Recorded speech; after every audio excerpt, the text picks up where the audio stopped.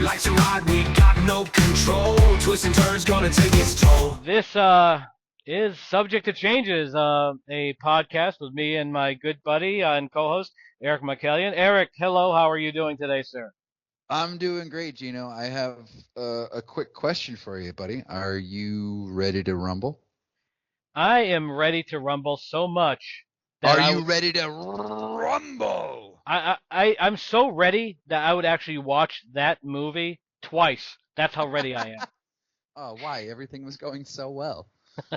Well, we got episode 10. We are on episode 10 of this podcast. You know, it feels like yesterday when we were just starting. And here we are.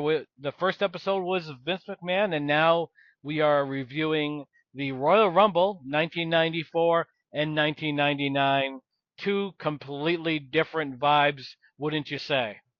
I would definitely say, and the money they were making is a huge difference as well from 94 to 99.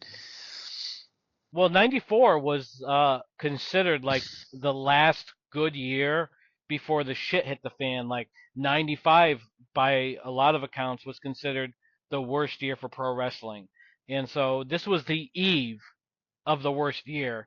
And it had some good things, had some bad things, and also had a kind of identity crisis. Didn't know what it wanted to be, but not by 99 they kind of figured it out. Mm-hmm. Um, Around 1994 is the first year they went completely without Hulk Hogan. And they had the steroid trial looming. I think the steroid trial was in May or June of 1994. So Vince McMahon is pretty much pissing his pants right now. And I think people were sick of it because the buy rate for this Royal Rumble was 200,000 pay-per-view buys. And that is a very terrible showing, considering how Royal Rumble maybe 4 years ago was at like 450,000. Like is a huge drop in viewership. Huge drop. There wasn't a lot of star power that stood out, and the coronation of Lex Luger as the savior of the company was wrong. Like Luger was always a good heel. Making him a face, you could see the disdain in his face as he was dealing with people. He's not a face. You got to make Luger an arrogant asshole. That's how it works. And Vince kind of lost sight this year in '94 with the Lex Express. Absolutely, he was trying to copy the Hulk Hogan mold and trying to put Lex into it, and Lex just isn't that guy. He's not that charismatic. He's not that like friendly. He looks like a total asshole. Like he's like, smirking and being sarcastic when he's on the Lex Express, and he's just like doing anything he can to get out of it. But and Vince kind of fucked him over at every turn. Like he didn't put the belt on him at '93 SummerSlam, and he's just like he's kind of a choke artist when it comes to like the big matches, the big moments. Lex just doesn't carry through, and I think at the end of Royal Rumble '94, it will completely cement that for him.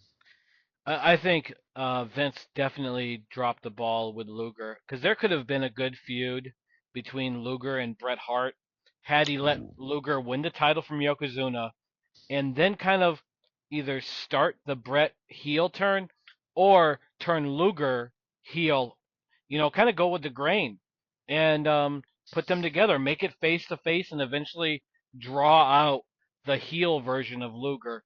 It could have worked, but like you said, Vince had no no initiative to pull the trigger.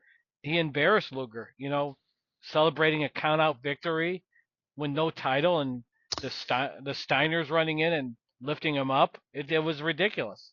Yeah, it made him look like a total idiot, and oh god, I can't remember when it was. Like there was one segment where like they made Lex walk around with the belt, with the world belt, and he didn't win it, he didn't earn it, he was just wearing it and walking down to the ring, and it's just like, what the hell are you doing? You're making him look like a total doofus, who doesn't deserve that belt. He's just wearing it, like god. And they gave him that song. They gave him that song about being your hero.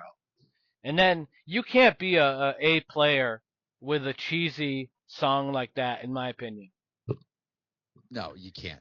You can't. Like all the cheesy songs they had to put everyone over, they sounded awful. Like Bret had a bunch of shitty songs too, and like you just like guys, like just no, stop with the was Lex your hero in '93? Well, Lex wasn't necessarily my hero. He's probably in the top 5, but he definitely was not number 1. Oh And wow, but do you know the WCW Slam Jam album? the Slam Jam album? Yeah, Slam Jam. Well, they called it Slam Jam 1, but there was always only one Slam Jam. No, I didn't know WCW did. I know that like WWE had a Slam Jam. Well, if you think they butt fucked Lex Luger with the Hero song, you should hear the Dragon song for Ricky the Dragon Steamboat from WCW. Um, it has lines like all the women come on to him, but he won't give in. He's a family man, and it was terrible. And then like you also have Cactus Jack has a song called Mr. Bang Bang on it. Um, I highly recommend the Slam Jam album, at least for listening pleasure. But the one song you will know, I think, is A Man Called Sting. Remember, A Man Called Sting. Remember, that's No. that was no I didn't watch WCW until '96. nerd. You idiot! I didn't know it existed until like '96. So you never saw oh, what was his name? Oh God, I can't believe I forget his name. But there was a hooded character that was haunting Sting, the Black Scorpion. That Sting was this guy who did magic tricks, would make people disappear, and he'd attack Sting. He'd wear a mask, and he'd do a basically like a weird automated voice of Sting. You may not remember me, but I remember you. Ha ha ha ha.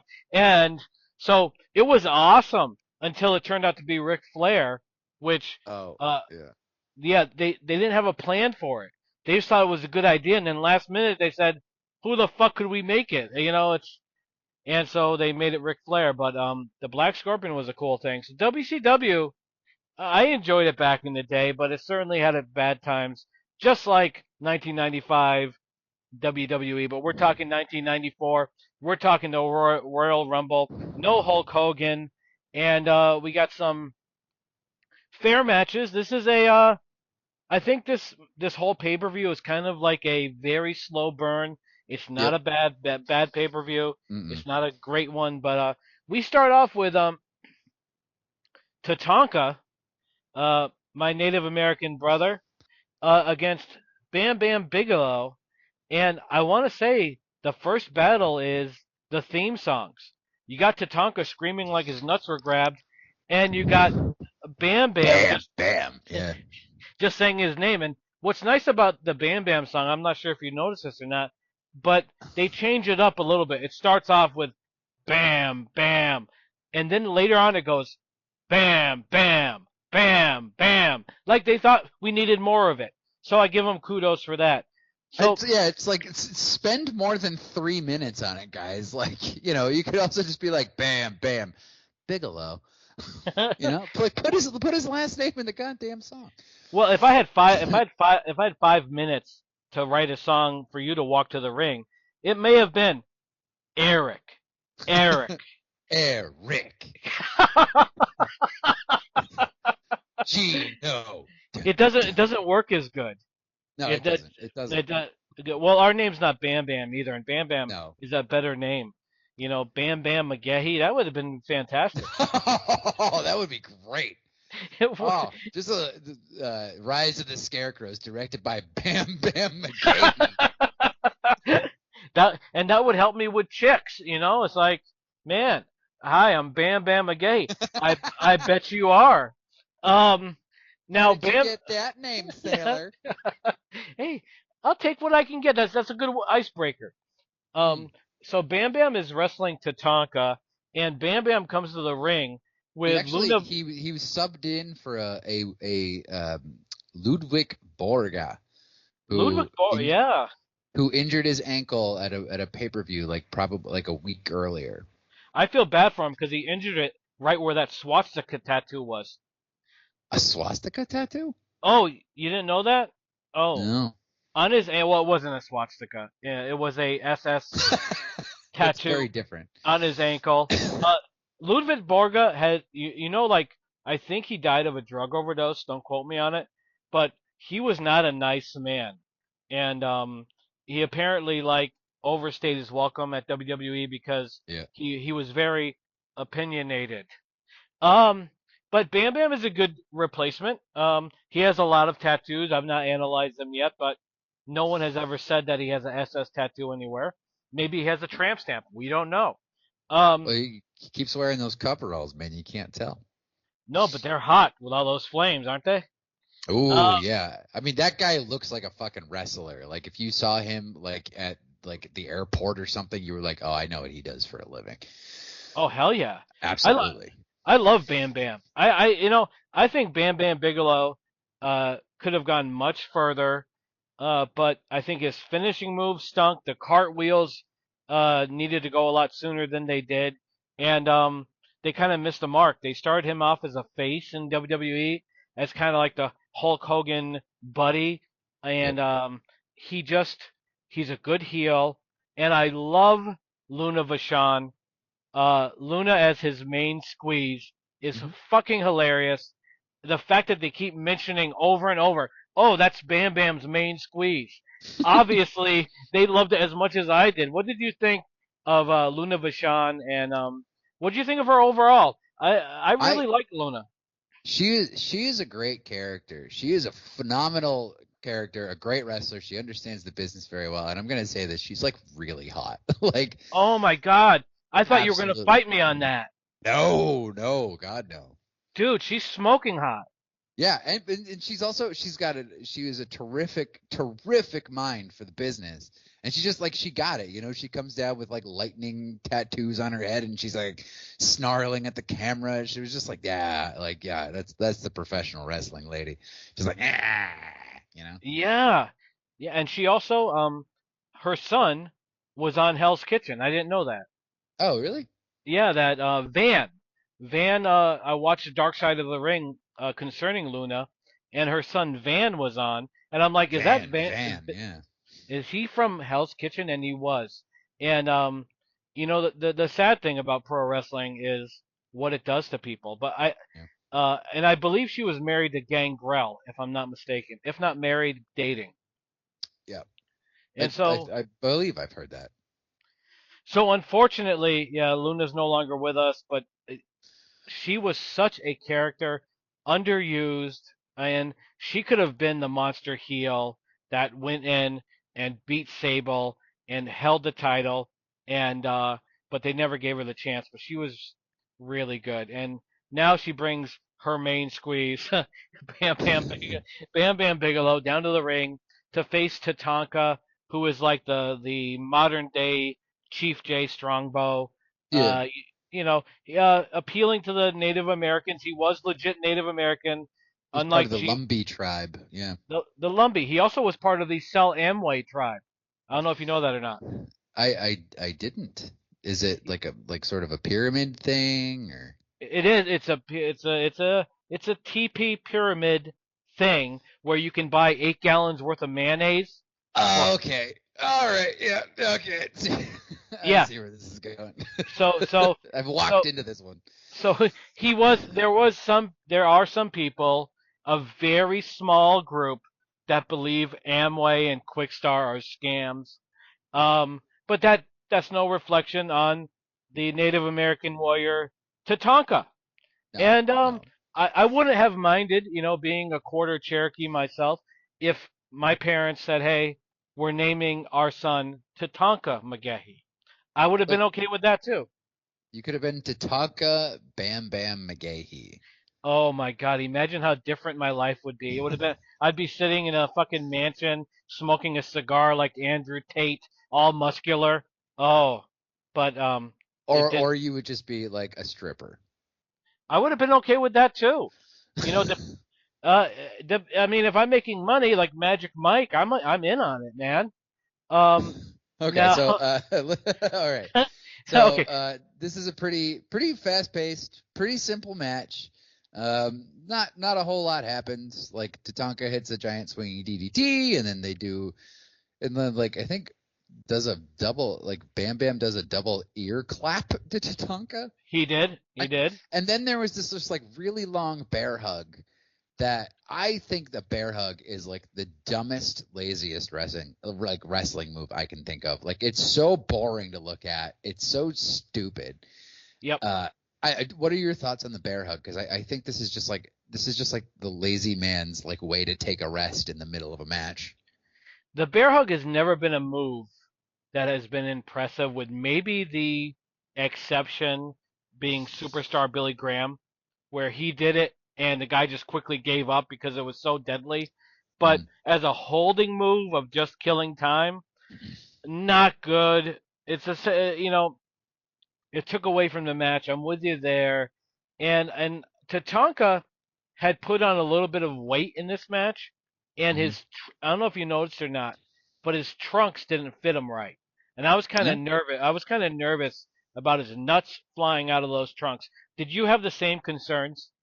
I somehow didn't notice that, but I'll take your word for it that like it was very concerning. I'm sure everybody in the audience was just as concerned as you.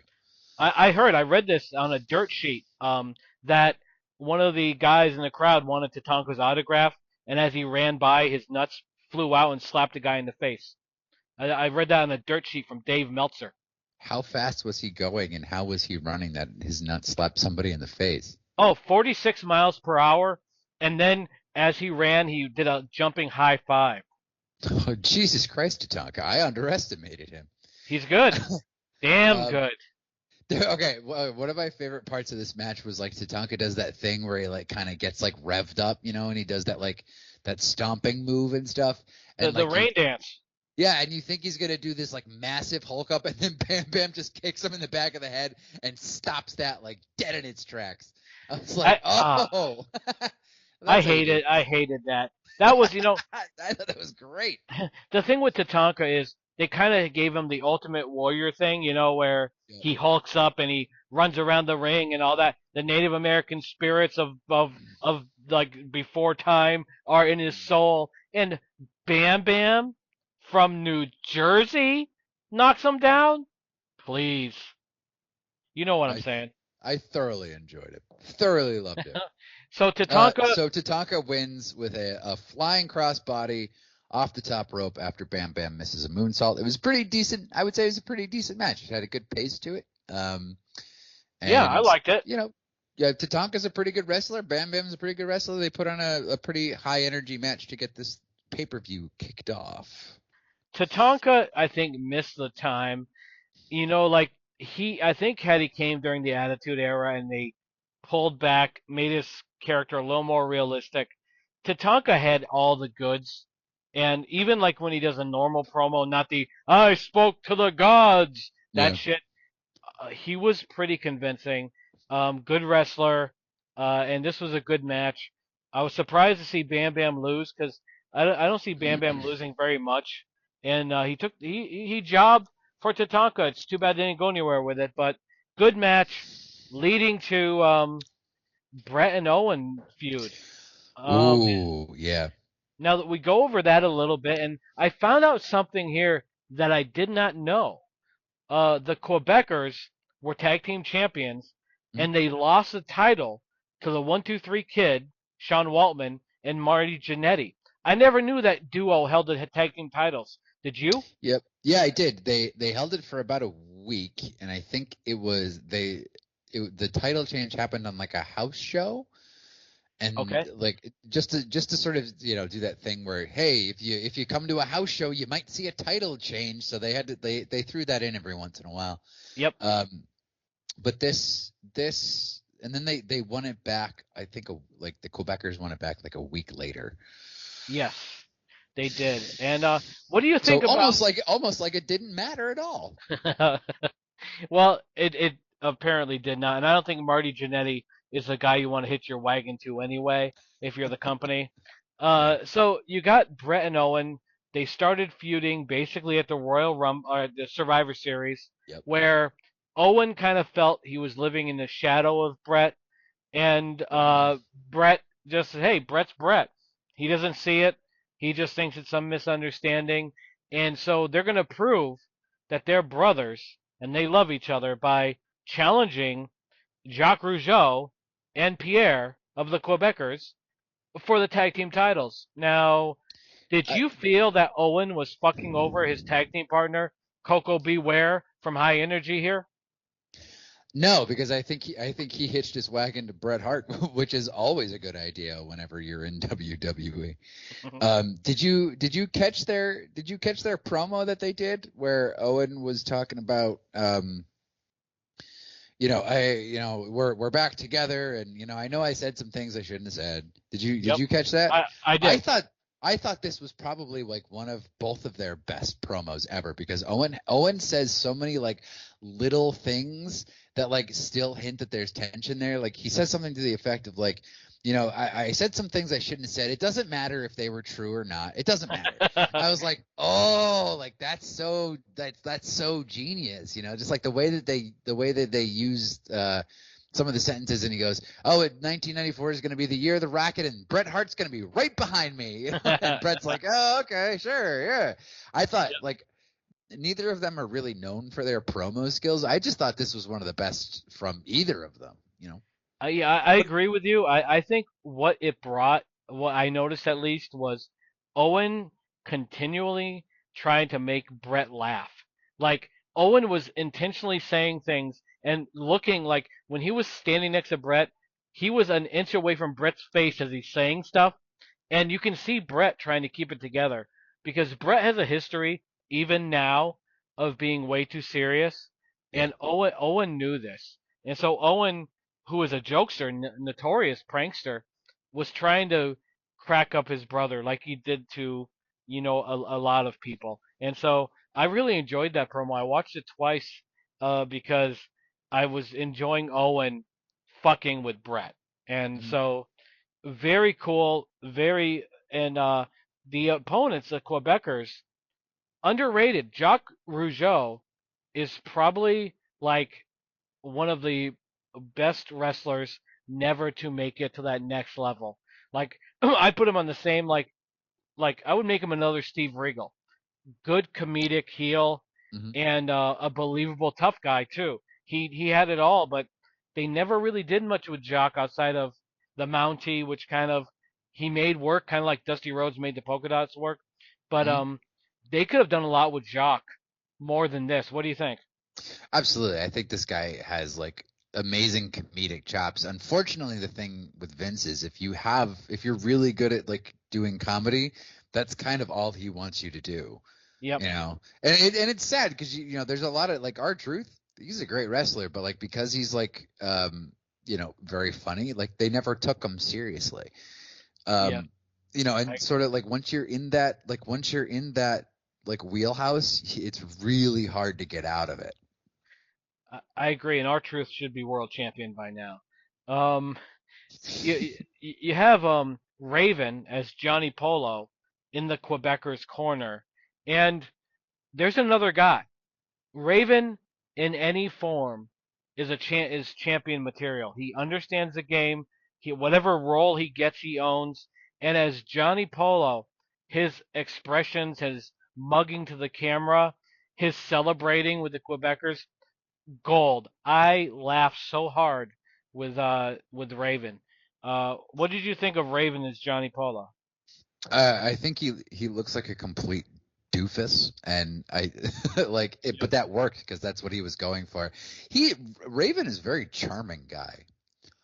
Like He is. from some of the stuff that I've seen and heard about him, he's very charming. He's very funny, and uh, he pulled this role off flawlessly. And also when he became Raven in ECW and WCW, like he could pull off that like emo poetry shtick like just as well. And like he was just like he's a fascinating guy, isn't he? He is. And just an awesome. No matter what he's in, he's great. The Flock in WCW was able to basically be popular during the NWO, which overshadowed everything. Hmm. So Raven should have been world champ. He's another guy. Should have been world champion and was never given the chance. Even when he came back to WWE and he was doing like the seven deadly sins thing, Hmm. and he was so compelling, and they shot it down. Like ECW is probably the only, well, WCW did a little bit too. Was the only company that really saw what they had. That this guy is a great on the he's great on the mic. He understands like the times, like when he was doing the even flow DDT and the Hmm. flannels, and then he turned that Raven into more of a darker, more with the times Raven later on. So loved him as Johnny Polo, loved him as Raven, and I love the Quebecers, even though Pierre is a little bit, boring, but Jacques, hilarious, and he understands psychology and the storyline. Him, kissing up to Owen and saying Bret sucks. I thought that was so funny. Yeah, I thought so too. Um, uh, I think Pierre winds up becoming sort of a wrestler and like a pretty well-known wrestler in and of himself, doesn't he? Isn't He he? did. Jacques Pierre Lafitte. Jean-Pierre Lafitte, and he became PCO. PCO. I'm not sure if I remember PCO. I I don't know his career that well, but he's very well known in the wrestling circles. Oh, okay. All right. Well, he was as the eye patch wearing former pirate Jean Who Pierre stole Lafitte. Bret's jacket and feuded with Bret over a stolen jacket. Well, wouldn't you? I mean, wouldn't you feud over that jacket with the tassels on the shoulder? That thing was not very good, but Bret liked it. Bret needs all the personality he can get. So this match. Yes.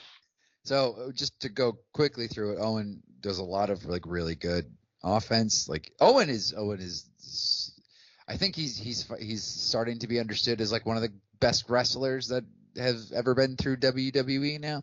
Yep. But at the time he was like a very good worker, but he wasn't given like sort of the opportunities I think he deserved. Yep.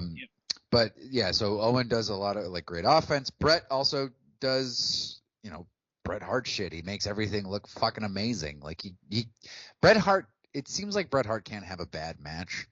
Yeah, I agree. I'm sure there are bad Bret matches, but like he's always given it his all. So it's at a certain point, Bret becomes injured during this match. Yes. The Quebecers like low bridge him or something, and he falls out and injures his leg, and hit him with a chair, and just sort of take it out. And so Owen comes out to check on Bret, and then they're gonna get counted out. So Owen takes poor prone Bret and throws him back into the ring to Yep. get the crap kicked out of him.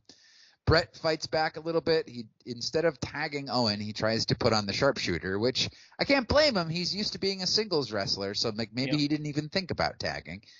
But he tries to put on the sharpshooter. He falls over, and the ref decides that Bret can't continue the match, so he stops the match and declares the Quebecers the winners. And It, what happens then, Gina? well, one Raven can't stop smiling and jumping up and down, which I loved. And the Rougeaus, or not the Rougeaus, I'm sorry, the Quebecers kept hugging each other with their big victory because I don't think they believed they were going to win against the Harts.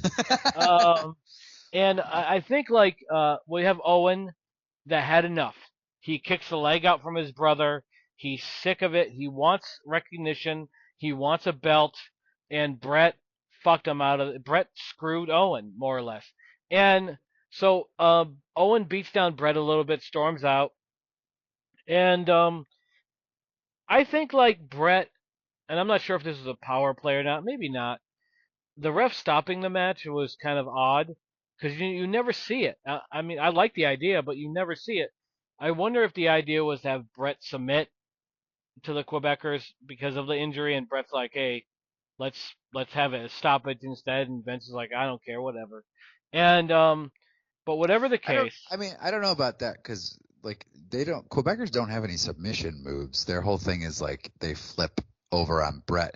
Like this. I mean, it sounds like this is like this sort of fills in a really great story niche. Like because you want to keep Bret a good guy and you don't want him to like people to like think Owen has like a real point because like I said, I mean he could just be used to being a singles wrestler and didn't think to tag Owen, like he's just sort of working on instinct.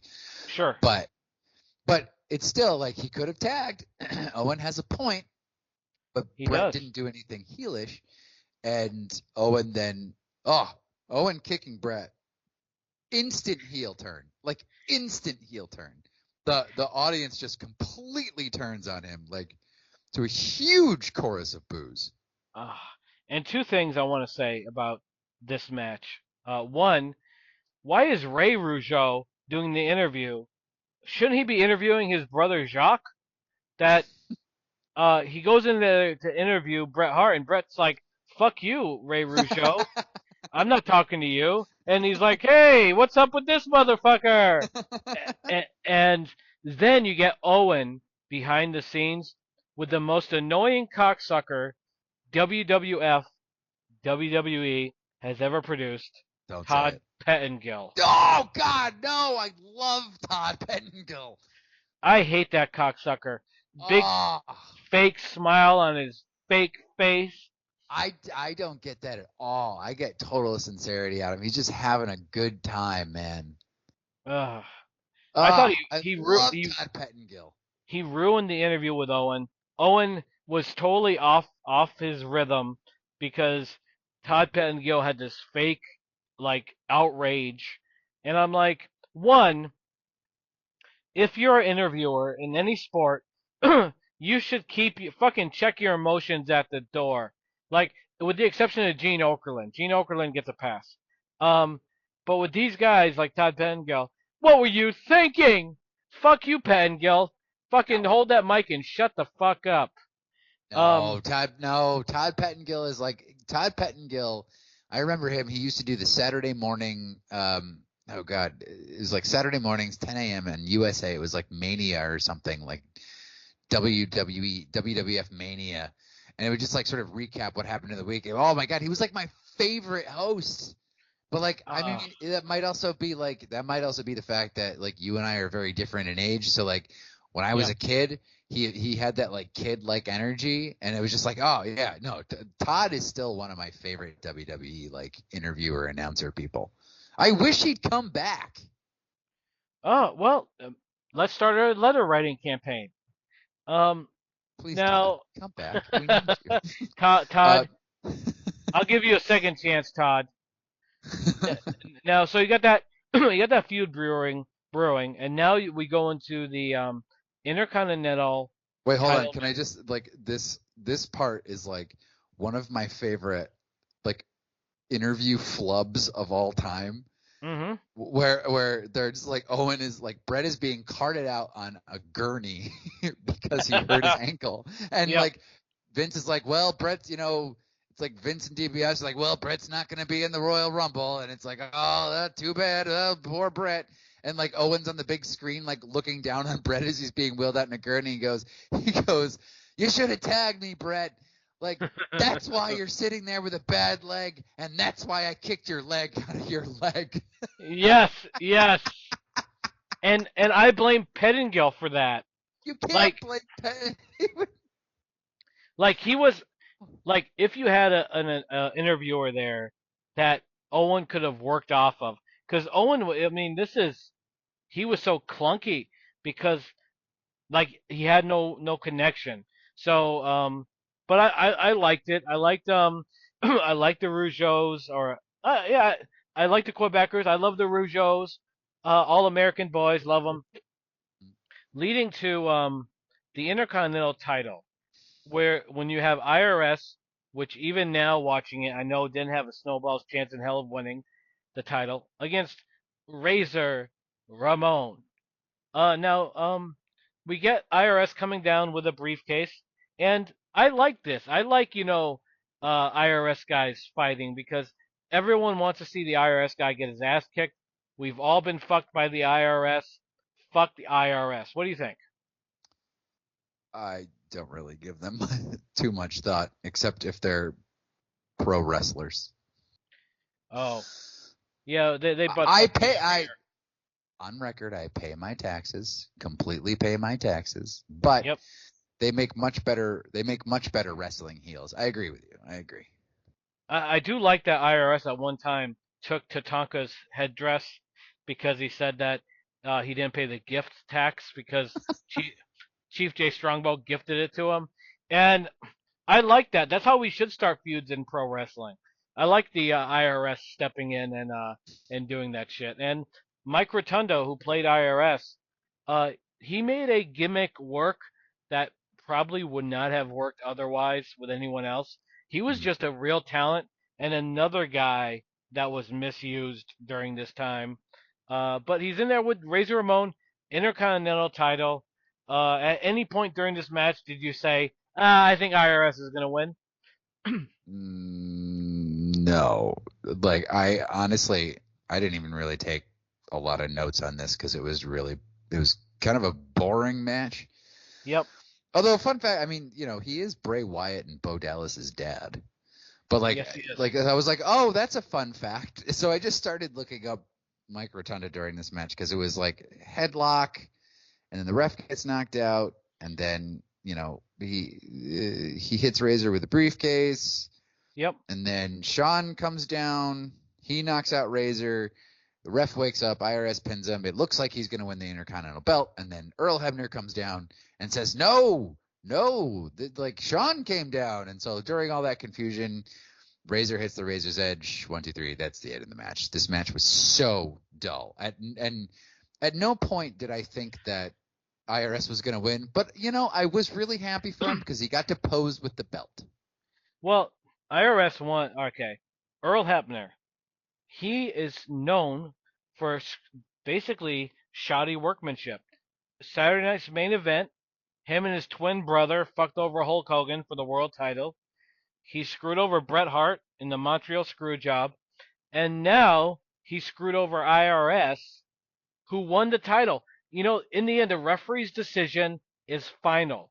Who the fuck is Hebner to come down and rescue Razor Ramon and fuck IRS? IRS, granted, cheated, but that's what wrestling is.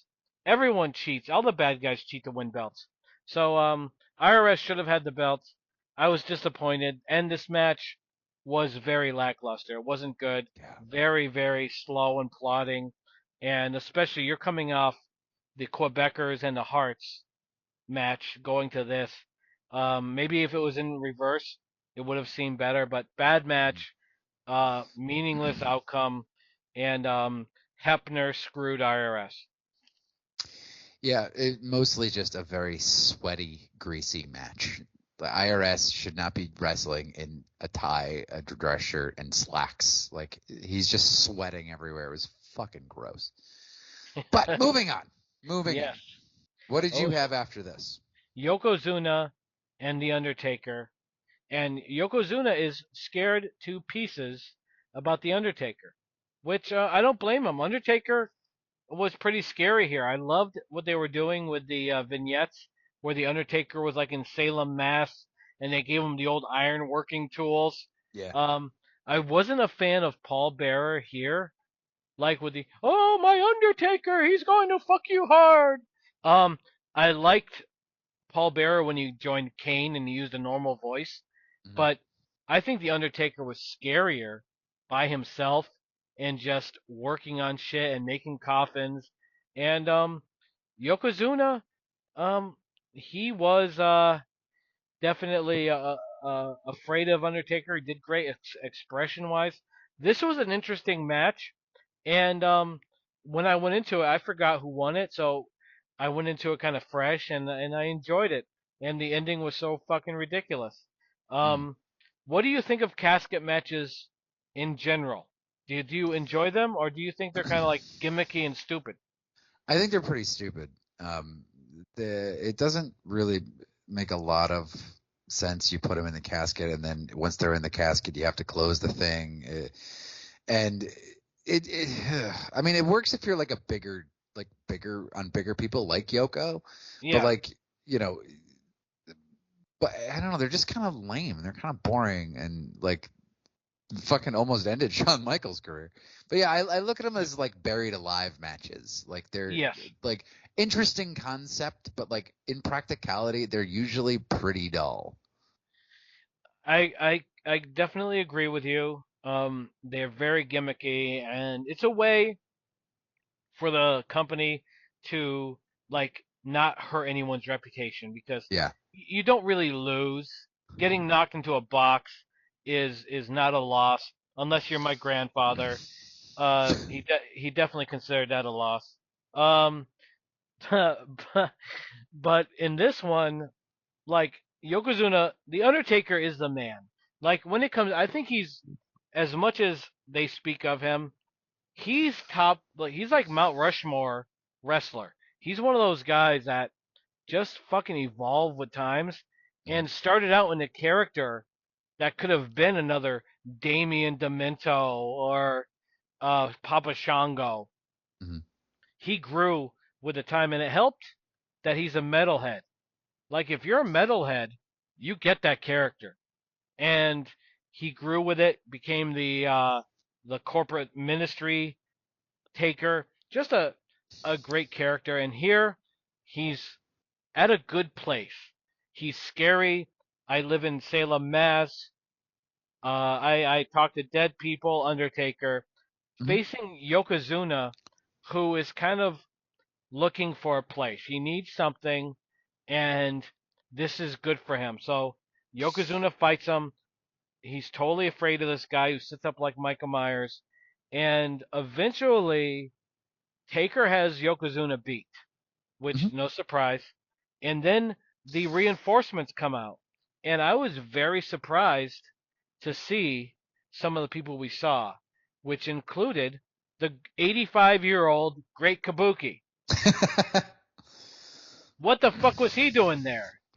What do I you, I don't know, like having just come back to like 94 and seeing like okay, so Crush comes out. I know who that is. Bam Bam comes out. I remember Adam Bomb. I remember, Jeff Jarrett and Fatu and Diesel, and I'm like, who the fuck is Kabuki and who the fuck is Tenryu? Like they must have completely slipped my mind as the most important people in the WWE at the time because like they came out with all the other heels to like put Taker in the casket, which that doesn't make a lot of sense. Why all these heels who are supposed to be out for themselves decided to all gang up on Taker for some reason, but no, and there's no continuity. Like look at the group. Okay, so you get Great Kabuki, Mhm. Jeff Jarrett, and the Yep. Head Shrinkers. Can you picture them at Starbucks sharing coffee and shooting the shit?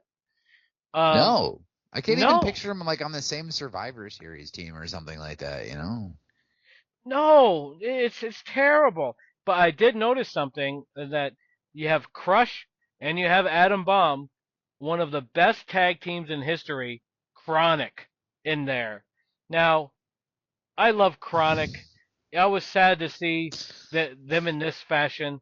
I would have much rather see them come down and give the Undertaker high times right in that casket. What do you think? Would you have rather seen just two guys, not nine, come down and you just hear Chronic?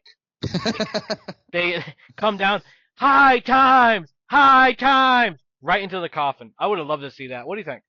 I would have loved to have seen that too because it sounds like it would have gotten this whole ordeal over faster because this shit went on forever. Oh Like yeah, everybody ran down, including your boys Chronic, yep, and like this went on for like 9 minutes or something like that. Like the Undertaker starts fighting them all off, and then he picks up a bucket and he starts hitting everybody, and then eventually, they all like gang up on him, do their finishers, and throw him in the casket. It's like, yeah, if Chronic could have done that shit in like 30 seconds to a minute, yep. this would have been great. But no, this goes on forever. Well, in the defense of WWF, if you were trying to push like a relative that was alive into a casket, wouldn't you call for backup? Don't you think they'd fight you off? Not if I had Chronic on my team, we could have gotten that done super quick. There you go on Stella. You're going in. So Yokozuna holds on to his world title. And the Undertaker, oh god, in some of the cheesiest shit I've ever seen. The urn smokes green, the coffin smokes green, and we get a cartoon Undertaker flying up to heaven. Did you think it was as fucking stupid as I thought it was? I mean, as a kid, I didn't. I thought it was like, oh my god, like the Undertaker's like floating out of the casket. Ah! But as an Uh, adult, I'm just like actually, you know what? That's kind of a cool visual. I mean, it doesn't make any sense. And then like you get like the camera from inside the casket, and the Undertaker wakes up, and he's just like, "Be not proud, your burning flesh shall be tainted forever."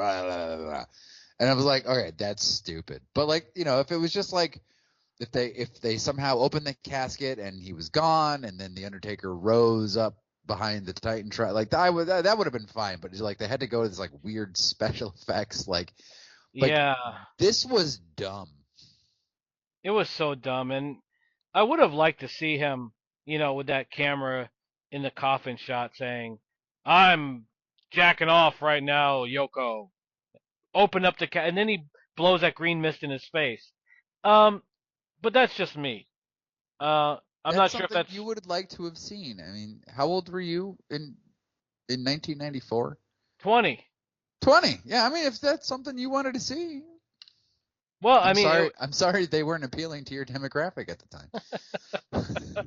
yeah, I have to say that at 20, I want to say I was out of wrestling more or less because of the quality of the product, and this was kind of like at 20, I had a hard time buying the Undertaker flying up to the heavens and all this stuff. But it is what it is. They were trying to still appeal to kids, and they were Mhm. kind of lost. They didn't know what to be, and this pay-per-view kind of shows it, leading to the Royal Rumble. Now the Royal Rumble, for those that are listening, that don't know what the Royal Rumble is and just stumbled upon us, is a battle royal where your goal is to throw everyone over the top rope and have their feet hit the floor. The difference between a battle royal and a Royal Rumble is a battle royal starts off with everyone in the ring. The Royal Rumble is the wrestlers come in sporadically via a timer. This format became very popular, and it's always a fun show. And they usually throw in a few surprises, although we don't see many here.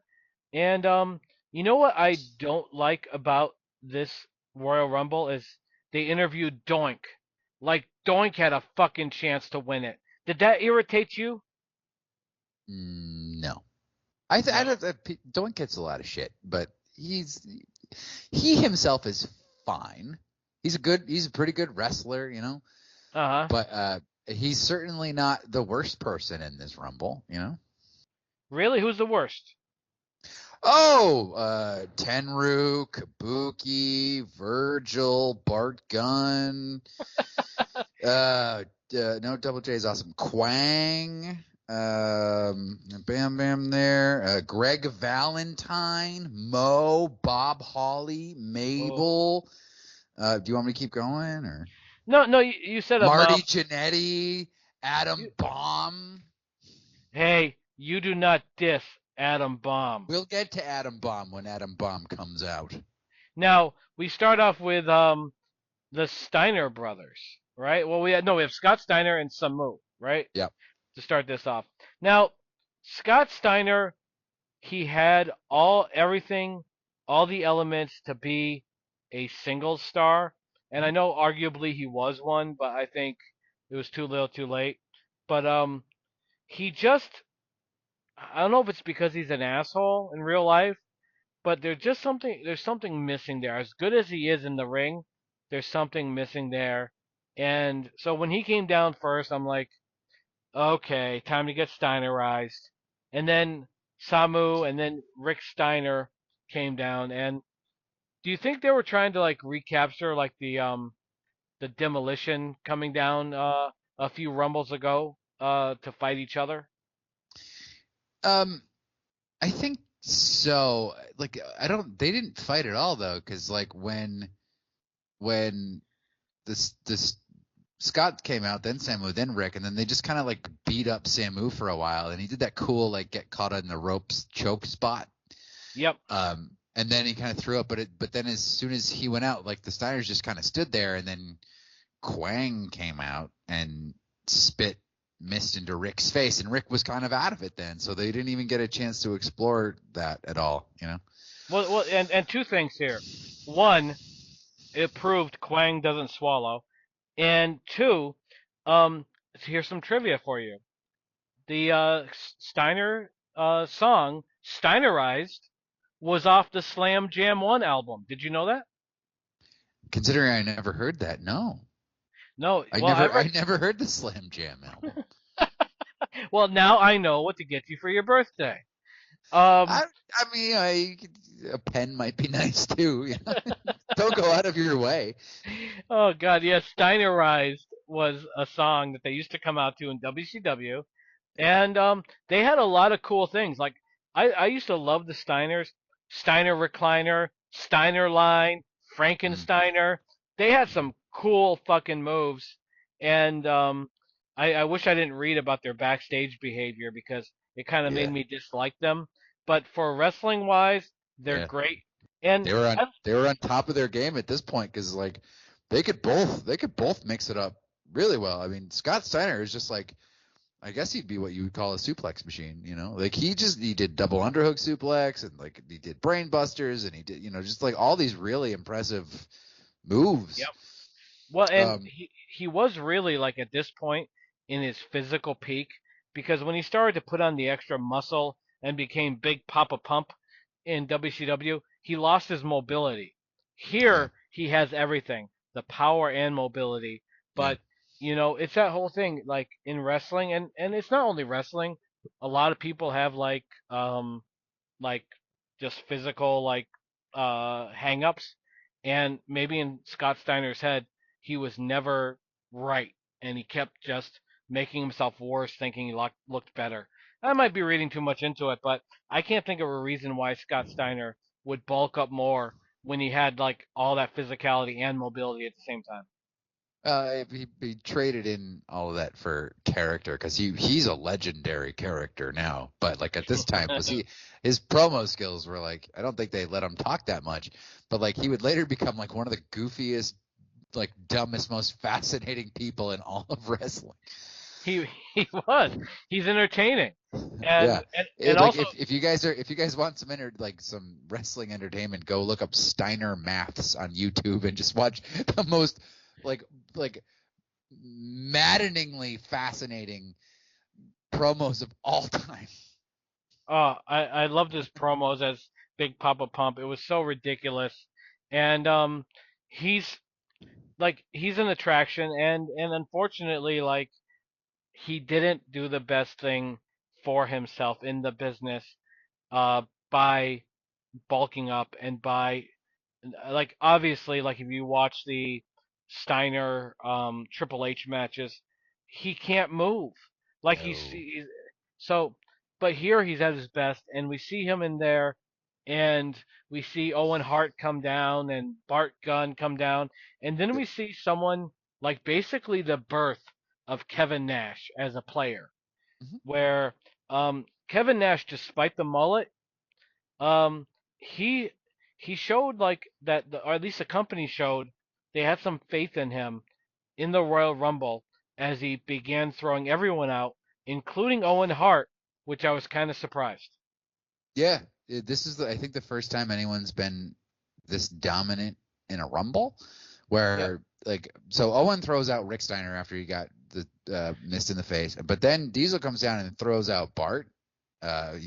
He throws out Scott Steiner, he throws out Owen, and he throws out Quang, and just basically stands in the ring by himself, just waiting for the next person to come in. Like I don't recall that ever being done in a Rumble before. But like he fucking owned that ring for the next couple entries. You know what was my favorite part of the Diesel run into Royal Rumble was when Bob Backlund came in the ring, because Bob Backlund had a plan. He had this crawling like blowjob maneuver, like he crawls around at crotch level, like, and Diesel thinks he's gonna get a BJ, I think, and Bob Backlund tricks him, but then Diesel does a double reverse and throws him out of the ring. Like, you're not gonna be a cock tease, Backlund. What did you think about that? You agree with me 100%? No, not necessarily. Maybe 50%. He did crawl around on the ground, but I don't think oral sex was his intention. He did. Although this did show that, like, in a real life, Bob Backlund would probably kill Kevin Nash. Oh yeah. He would murder him in a real fight. Actually, I met Bob Backlund at a woman's rally or something like that. Like, and we interviewed him for something about women's, like, domestic violence awareness, and he started out like very nice. He's like, I don't think that that's a good thing. And then, like, and as he started talking, he started getting more ramped up until eventually he was cutting like a psychotic promo Yes. on domestic violence. And I'm just sitting here watching him, like, right in front of me, and it's like this guy I watched growing up, and he's just like, and that's why you can't have domestic violence, and I'm telling you right now, it's gonna end. And I'm like, what the fuck? Like, what? Dude, like, we just needed a couple of words, bro. But like, just like in real life, really cool guy, really nice guy, but he would have killed Diesel, man. But Diesel throws him out. Diesel completely throws him out. And then out comes Billy Gunn, who throws some weird punches, and then Diesel throws him out. Yeah, no problem.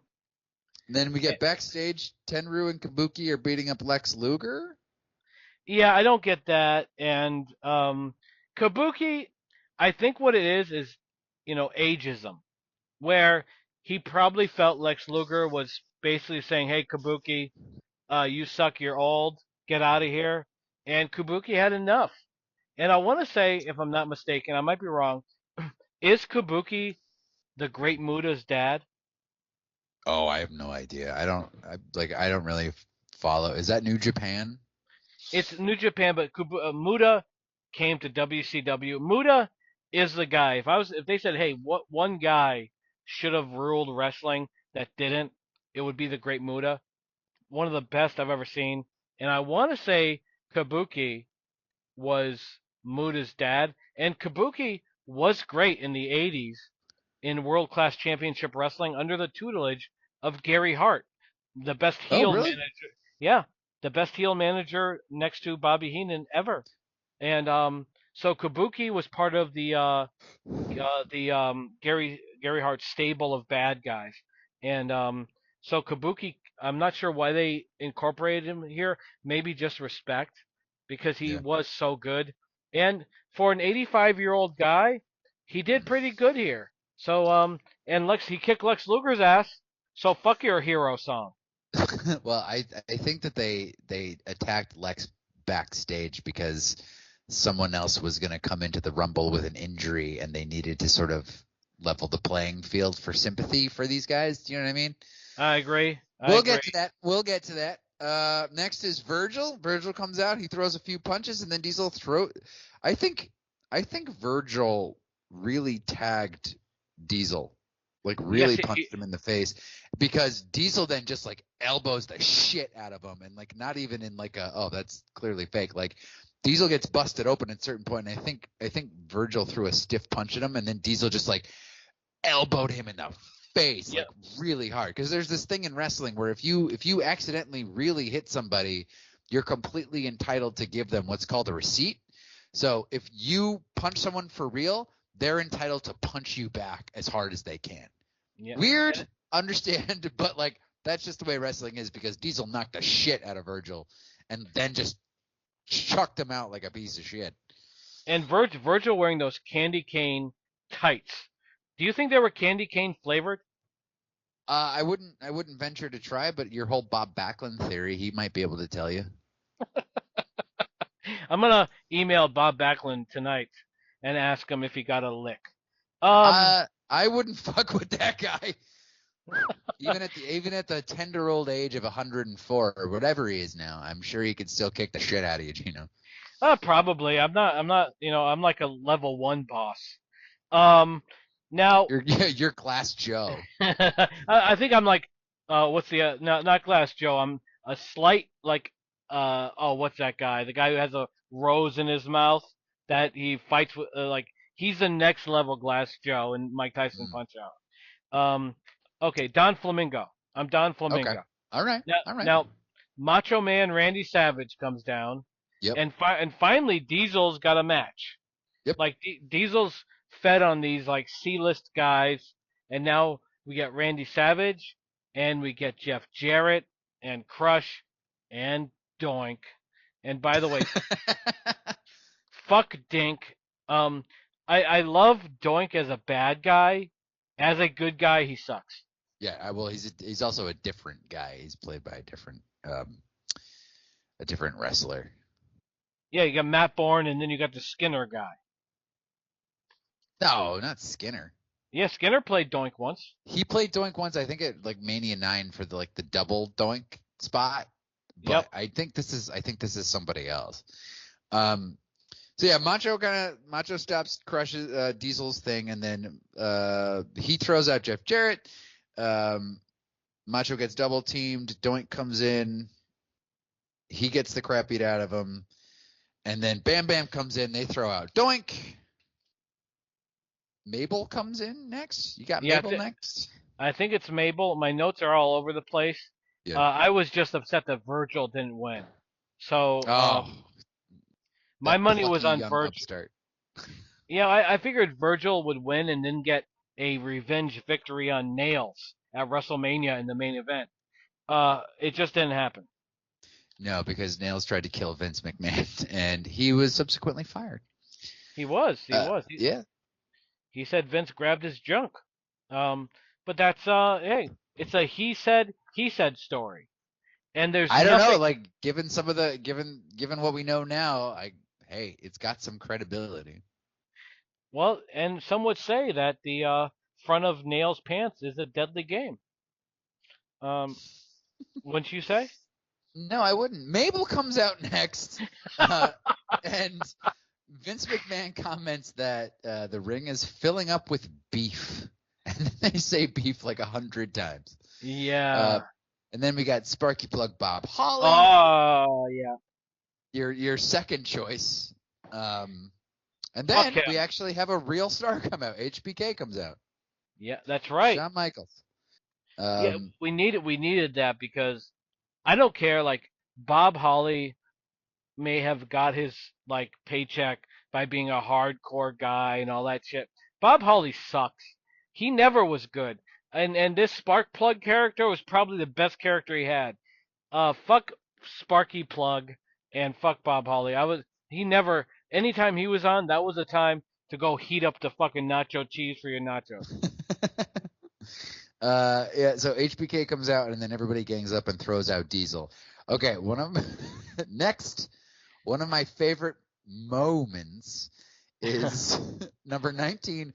Mo comes out and everybody just is completely silent. He looks around at the audience and is just like, "Hey, come on, guys!"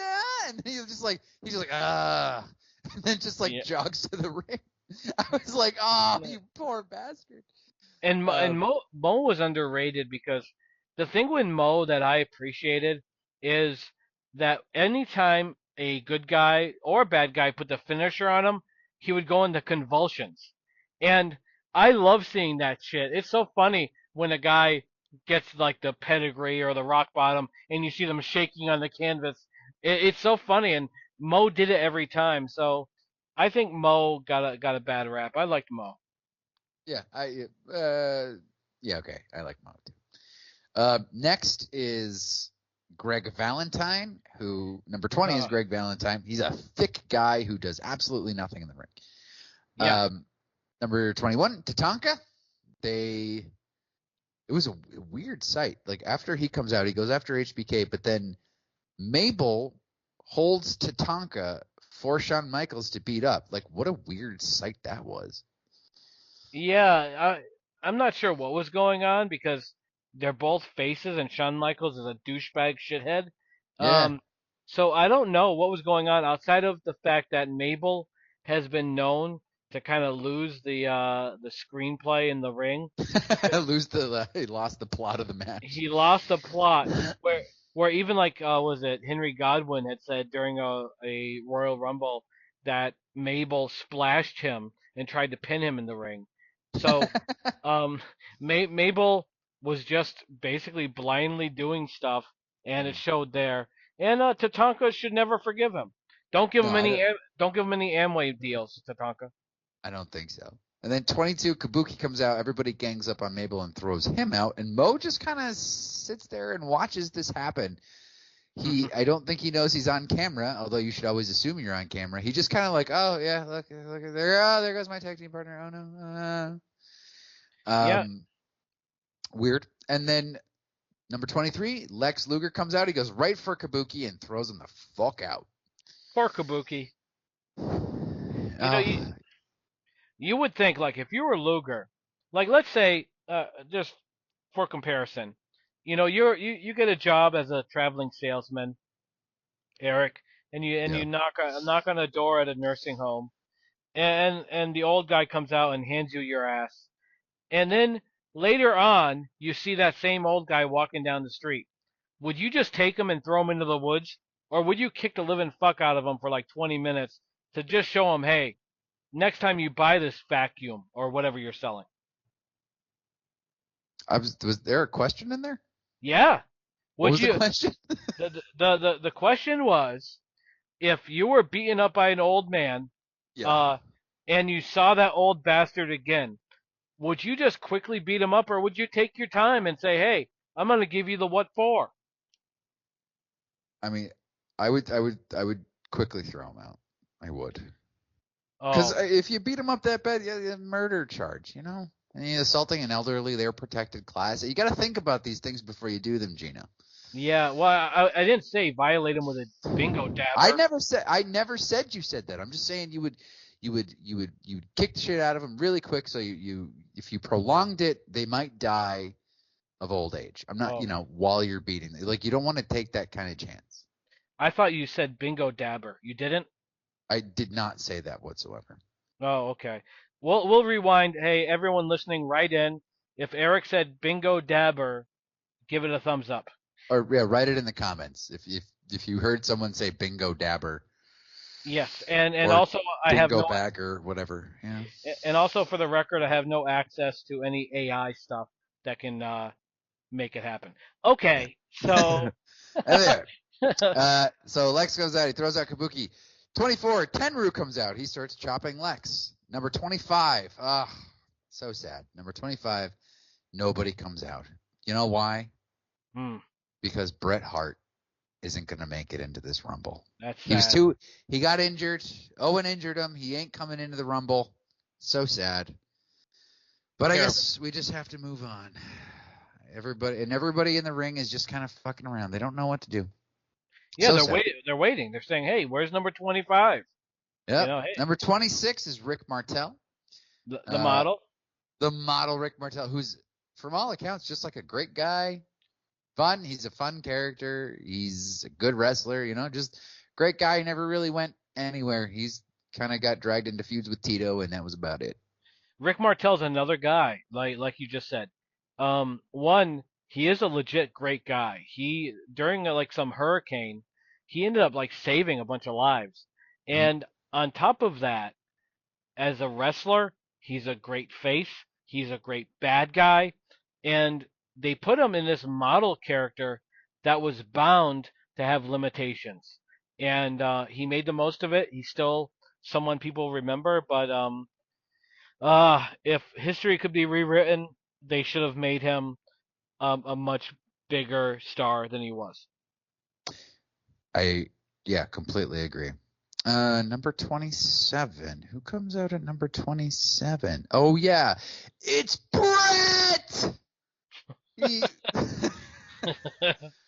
don't know about you, but I'm 40 years old now, and when I saw, even though I've seen this Royal Rumble 100 times, when Bret comes hobbling out, I still feel that 10-year-old boy being like, oh my God, Bret's coming, he's gonna, just I get so excited. He comes out, he's all business. He looks so determined to make it to that ring, and it's like this is why wrestling is awesome. is because you get these like heroes who have been beaten down earlier in the night. The deck is completely stacked against him, and it's like you got this guy who comes out and it's just like he is determined to win this thing despite what happened earlier.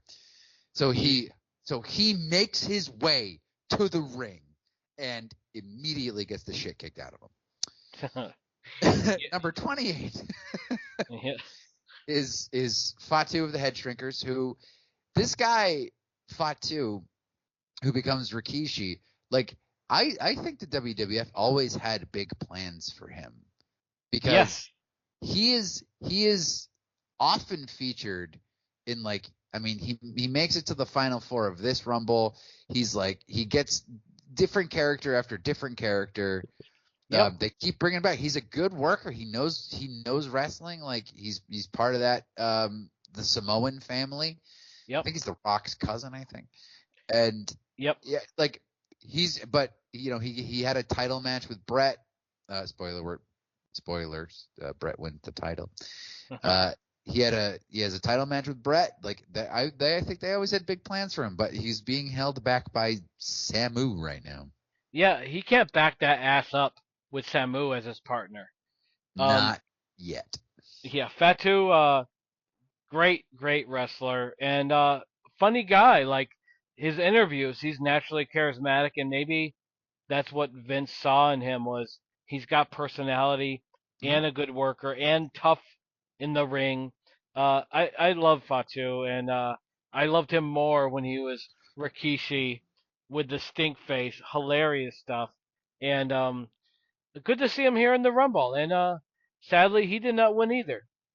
No, there's also just like a weird moment after he comes out where Lex Luger's trying to throw Crush out, I think, and Bam Bam comes up behind Lex and hits him once, twice, and Lex just doesn't sell it at all. And then Bam Bam just like, okay, well, I'll just help you throw out Crush then. Yep. Like it was just like one of those weird moments. So then Lex throws out Crush, and then we got number 29, which is Marty Jannetty. Yeah, I thought he was going to win. Yeah, he was totally favored over Lex Luger, Bret Hart, Crush, you know, all these guys. Totally. HBK. Tatanka. Yeah, oh yeah. Winner. He goes immediately for Shawn Michaels, and they try to do this like super kick duck super kick thing, but Tenryu like gets in the way like a fucking idiot. He's just like, oh, sorry, were you guys doing a spot? Sorry. They do it. And then number 30. Who's number 30? Do you know? Oh fuck.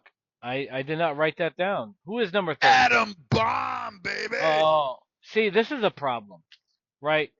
There was no surprises in this Rumble. No like cameos, nothing.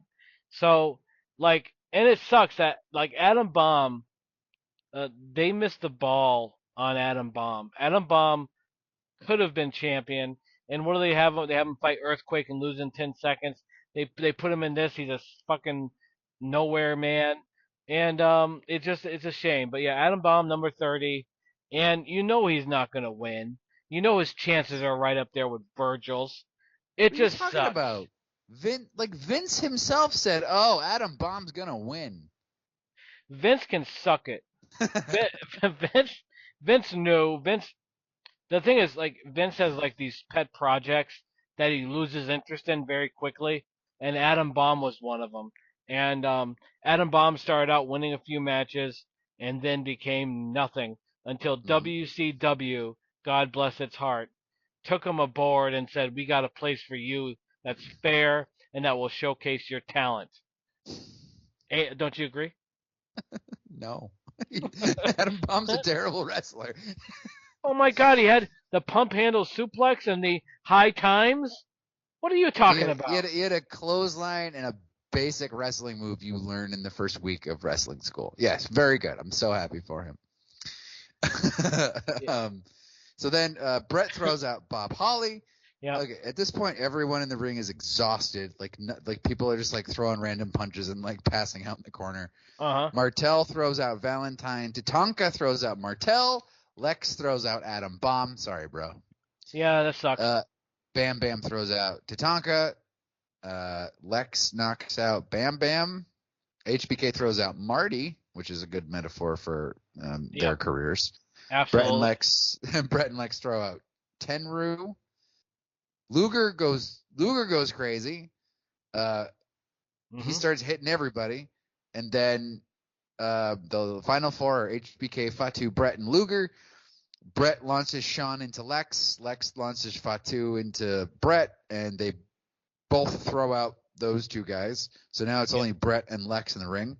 Yep. They fight for 2 seconds, and then they both go over the rope and land at the same time. Allegedly, because you never see whose feet land on the floor first. Except for there's very clearly one cameraman standing right there who has a very clear view of what happened. Like, you see him. Like, you see him in the shots, and you're just like, well, there's that guy right there. But they keep going to these different angles that don't show you anything. And it's like, oh, I guess we don't have the angle on it. That's my best Vince impression, by the way. It was and good. It's like there's a guy standing right there. Yep. So then, this is like really sad, but so there's controversy, and Finkel comes out, and Pat Patterson comes out, and like Rene Goulet comes out, and they're all just chatting, and they're like, they don't know who's gonna win, and then they all of a sudden say, they play Lex Luger's music, and everybody is like, oh, okay, and you hear some boos, but then they play Bret Hart's music, and everybody goes ape shit. Yeah. And it's like, clearly the fans in this arena want Bret Hart to win. Like, he's clearly everybody's favorite.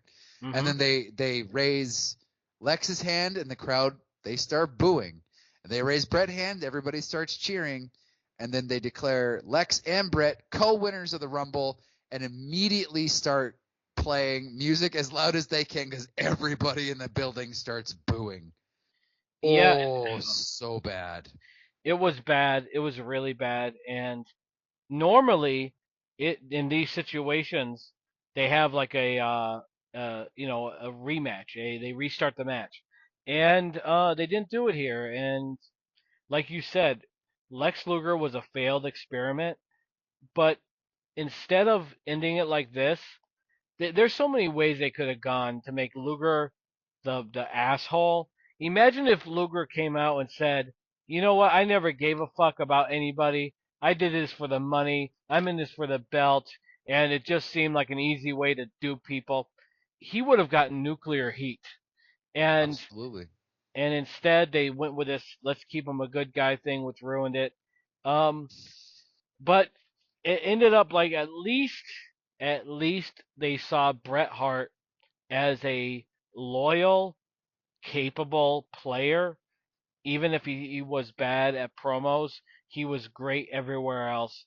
And I appreciate Bret more and more every day, just because of the trash wrestling we see now with all these flippy dips and all this shit.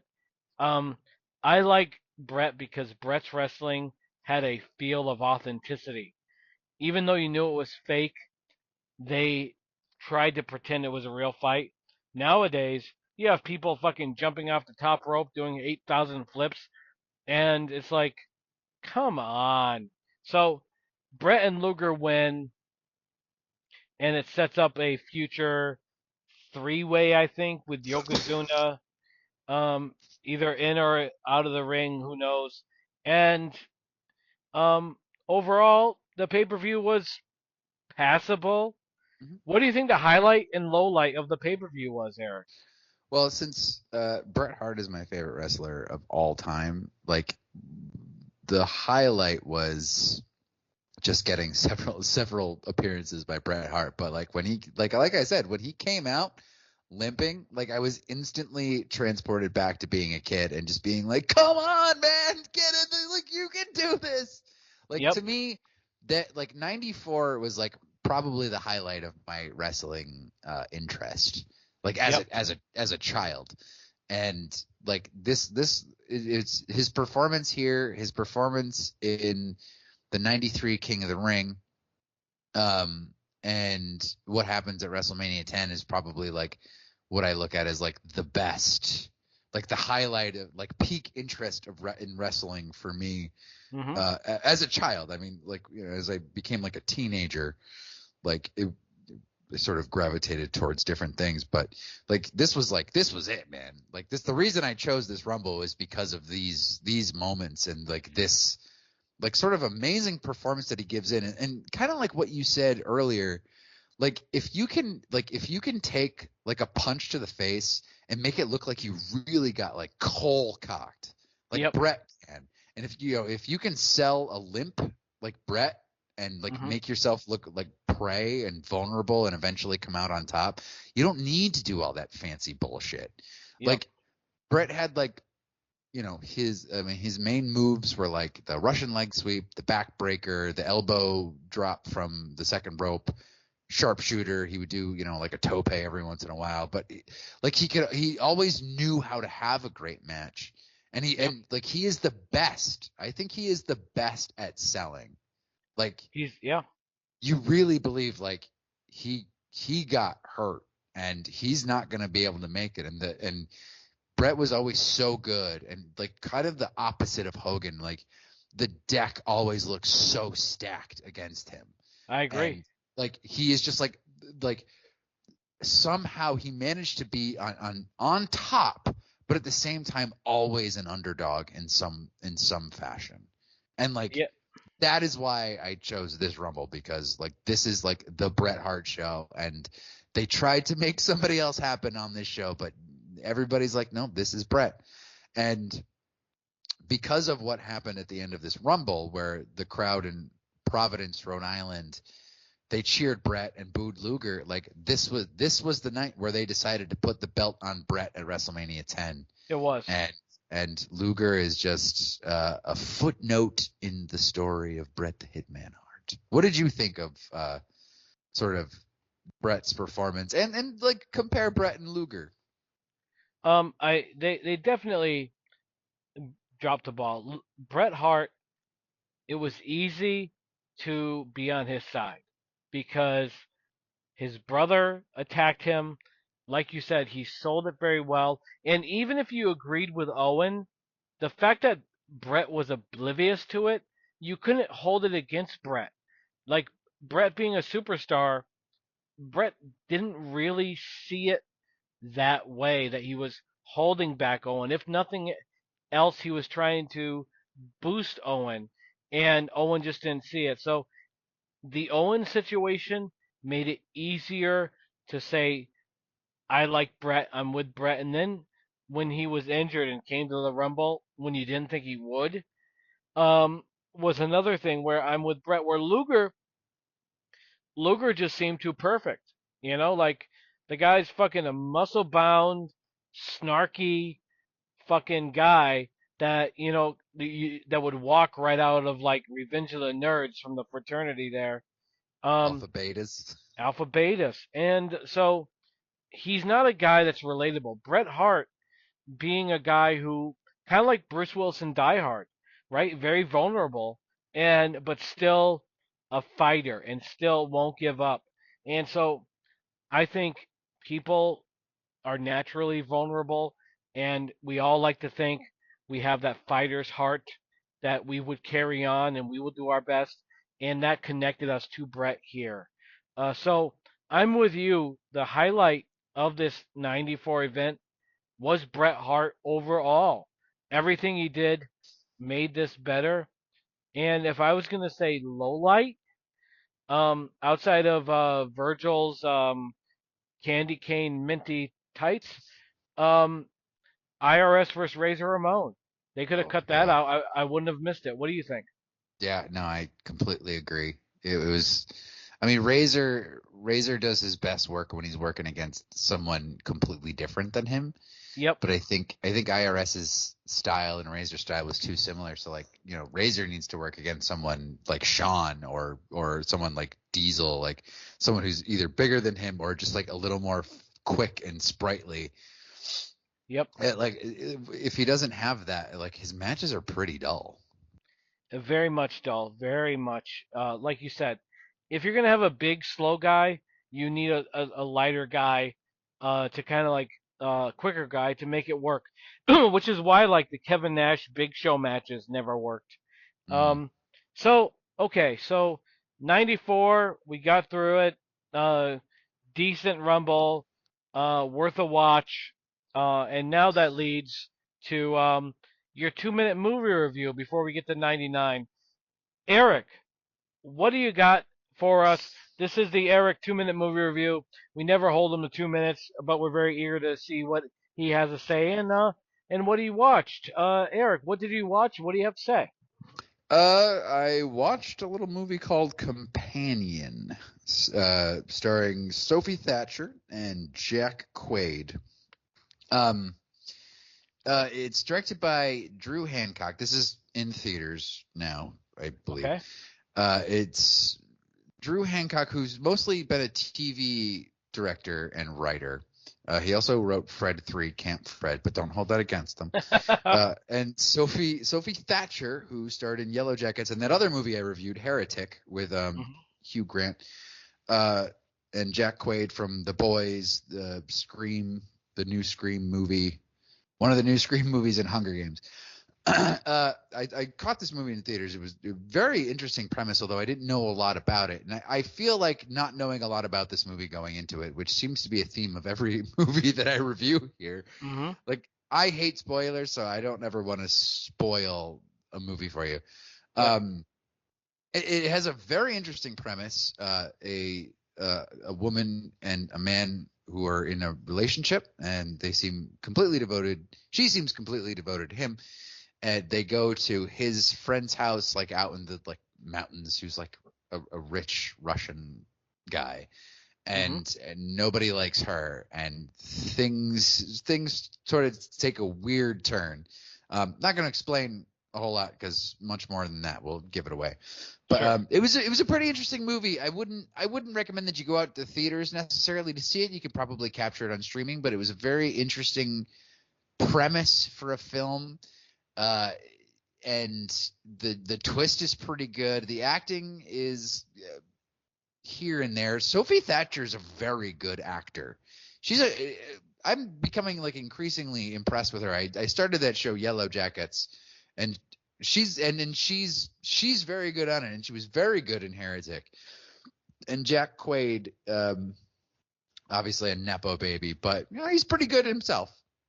Mm-hmm. But I would say totally you should check this movie out. It's fun. It's kind of stupid, but at the same time, it's something you could probably throw on at night when it comes to Netflix or Hulu or whatever, and you probably have a good time with it. So Nice. I would recommend The Companion, but in the comfort of your own home, so you can pause it and I don't know, go clean the toilet and come back, and then make some coffee and then come back. Totally. Yeah. Well, The Companion, not a must see, but hey, maybe you should see if you there's. should see it. Yeah, why Okay. not? It's different. You could do worse. Okay, so what a difference 5 years makes. We go from Royal Rumble '94, which is kind of kid friendly, to Royal Rumble '99, no chance in hell. The Attitude Era Royal Rumble, which just an amazing change of pace. What do you think? Absolutely, and the numbers show that too, because this, as opposed to the 200,000 buy rate for '94, this had a 650,000 people tuning in on pay-per-view. Yeah, this is massively different, and the talent roster kind of shows that as well, because there is almost nobody from '94 in here in the '99 Rumble. Yeah, and I was laughing from jump on this. The whole story of this whole Rumble is the Vince and Stone Cold feud. That is the core of the story. But there's so many supporting characters that it makes it awesome. We start off with the Road Dogg and the Big Boss Man for the hard. No, it was a non-title match, but Road Dogg is hardcore champion.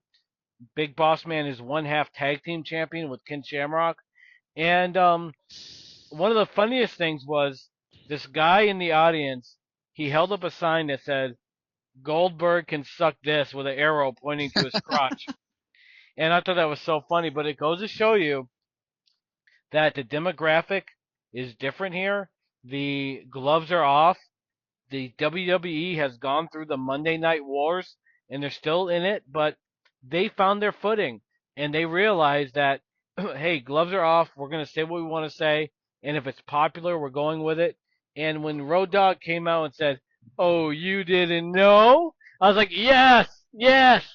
And fucking so charismatic is the Road Dogg and the Big Boss Man coming out. I love the SWAT gear. I'm a big fan of the Boss Man. This match was good from start, very fun, and both of them had a bunch of shtick in it. What'd you think? Um, I think Road Dogg can't wrestle for shit, and like it was fine. It was fine. You're gonna see that this is sort of a theme in '99 that while we had massive characters and we had huge personalities, I could probably still recite the whole, D-Generation X, ladies and gentlemen, boys and girls, children. I could probably do that, like Yep. just from sheer muscle memory. But the performance physically on these guys really takes a downturn. I don't think Road Dogg is very good at all. And I think Bossman really showed him up here, even though Bossman's he's much older now, Yep. but he's still kind of outshone Road Dogg like in terms of wrestling for sure. Well, you know what I loved was in the match when Road Dogg said "suck it" and pointed to his crotch, and Boss Man said, "Why would he say that?" Um, it was so funny because Boss Man is a older generation wrestler that has survived the Attitude Era. He actually flourished in the Attitude Era, and the Boss Man, what a gift to wrestling he was. And I'll disagree with the Road Dogg. I think a lot of his stuff was meant to be silly, but I think he could wrestle. I think the Armstrong family is made of very talented wrestlers, and I like this opening match. I had a lot of fun. I laughed a lot. The Boss Man uh, was was awesome, and asking why would he say that is just so funny. The Boss Man, oh man, he had so many great moments from Al Snow to the Big Show's funeral, Dad's funeral to this. Um, Despite his good work as the boss man in his feuds with Hogan and Dusty Rhodes from before, this boss man was the premier boss man, and I liked this match. I thought it was good, and we end up with the boss man winning this thing, which was nice. What did you expect him to win? No, I didn't. I was actually quite surprised the Boss Man won. Um, he's so different. His wrestling style is so different than everybody else's, and Hmm. and I kind of thought he was just like a relic. And the fun thing about doing this is like we just sort of drop ourselves into these eras. So like we're dropping ourselves like directly in like new gen era in '94, and just like I have no idea what storylines are going on. And Yep. same thing here. I have no idea what the hell's going on in the night, like in 1999. And I was just like, oh man, like this is such a like weird like whiplash. Hmm. And but Bossman still got it. He's still really a really interesting performer. He doesn't do like stomps when he punches. He's much more brutal and just like has like some like just like comes out of nowhere at the end and just like gives him the Bossman slam and just immediately wins. And I was like, wow, yeah, fuck yeah. Like I wasn't expecting that. No, and the boss man he's always like he has such a presence anywhere he goes. Like when he was in as Big Bubba Rogers in the NWA, and he fought Steve Dr. Death Williams, and he was like this unbeatable bad guy.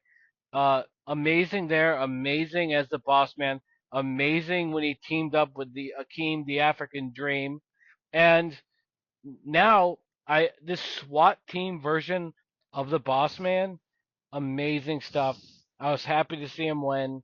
And rest in peace, Boss Man. You were amazing. Yeah. Now, And he's got a lasting legacy because he trained Brock Lesnar. I did not know that.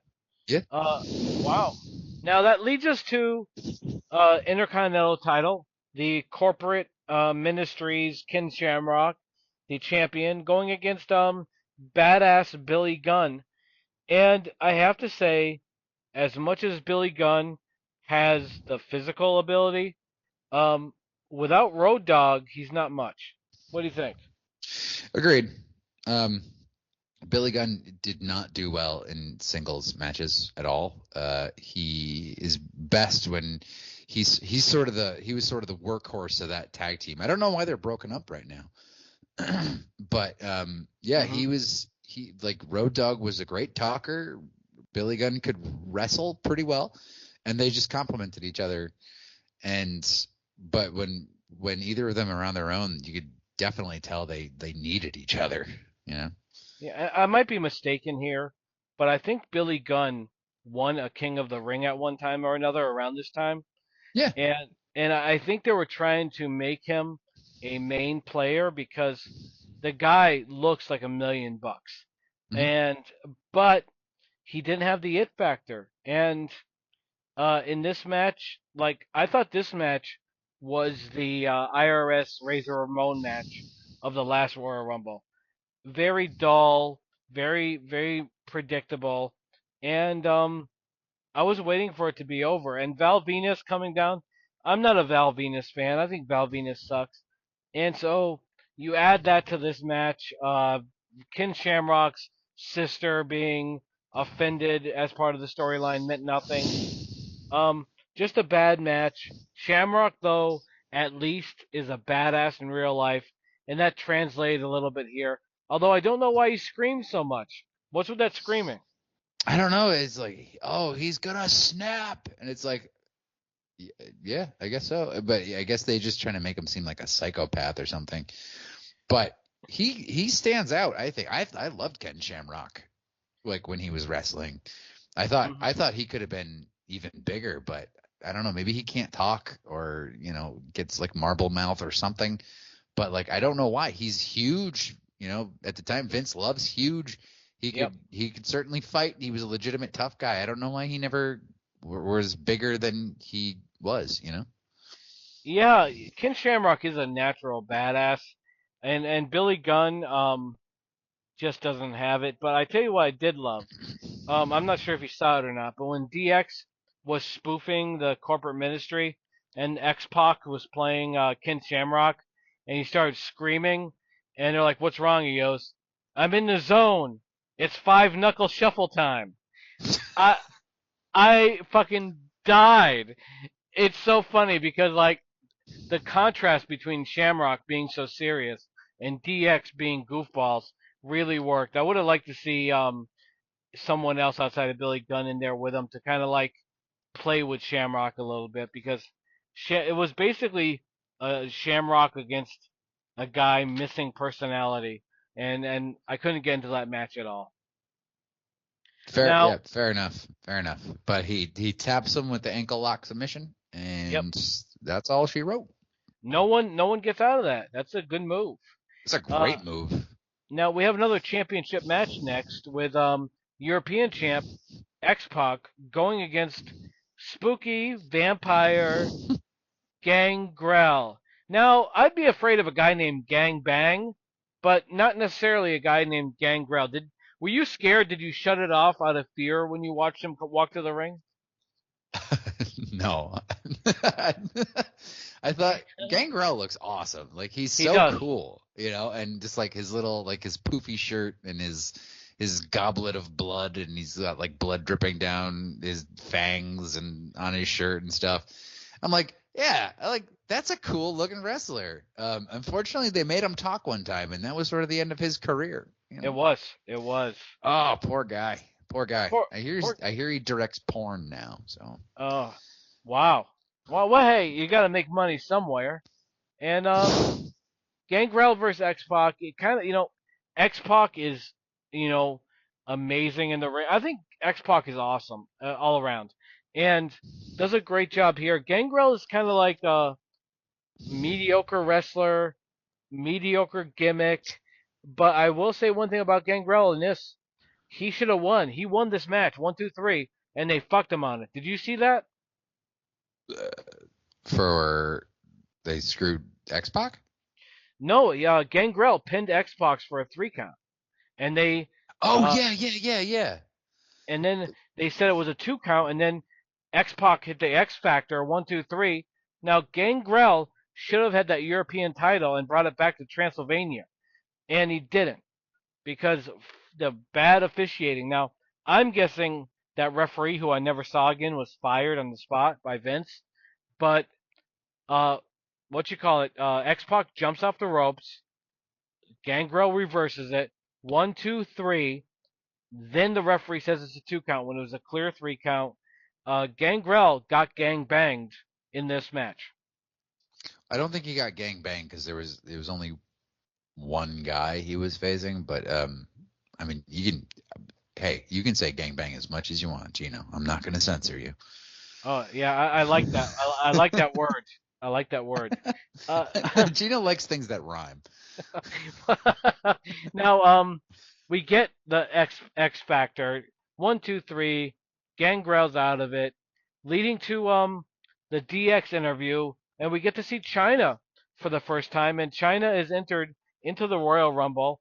And I have to say this: I think China is pretty hot. I don't give a shit. I like Luna. I like China.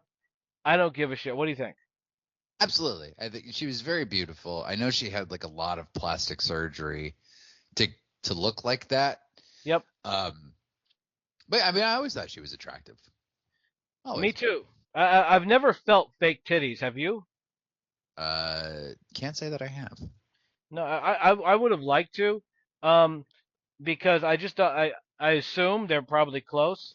But I think like China, like you said, looked good before, but definitely an improvement. With the jaw reconstruction and the big boobies. And I feel bad for China because China had it all. China could have had such a fucking long run, but unfortunately, the business chews people up and spits people out, and that happened with China. But at least here, this is in her heyday of wrestling. She was at her peak, and I was glad that she got like a mini interview and an entrance into the Men's Royal Rumble. Yeah, she certainly showed she had a lot of intelligence. Sorry, because I think she spoke like 8 languages or something. It's like something ridiculous like that. She spoke like Yep. 4 languages or something. She was very smart, and unfortunately, she got caught up in that whole Triple H Stephanie thing. And once those two got together, China was sort of kicked by the wayside. Sadly, yeah, and it's in the end it's a unforgiving business, and if you look at like, not to analyze China too much, but I do have a degree from a community college, so I am qualified. That she came from being like unattractive and bullied, and now she's top of the world. But as much as everyone idolized her as this perfect thing, in her head she may have still been that bullied kid. And with Triple H, that whole situation, it's not surprising to see her kind of like dive in the direction she went. Terrible, terrible ending for her, and terrible last few years of her life. Outside of like her teaching in like Japan or China, um, she couldn't get over the demon. Sad stuff, but she left a legacy, and rest in peace, China as well. Like I said, this business is unforgiving, and too bad. Now, we go on to Shane McMahon bringing out Luna and expecting Sable to forfeit from a back injury that Sable is really, really overselling. What do you think about her selling? You think it was too much? Sable? Yeah. Yeah. I never really liked Sable that much. I never got her appeal. I know that Vince and Vince Russo and Vince McMahon were like crazy about her. Yep. But I never understood her appeal. She has that Lex Luger thing where she makes such a better heel Yep. than a baby face. And whenever she tried to do like be a baby face, it was just like it just seemed so disingenuous, and she didn't want to be there, and she hated everything about it. And it's just like, ugh, man. And the harm that she did to Mark Marrow's career, I Oh felt yeah, so bad for him. But that's not her fault. That's just bad booking. it is.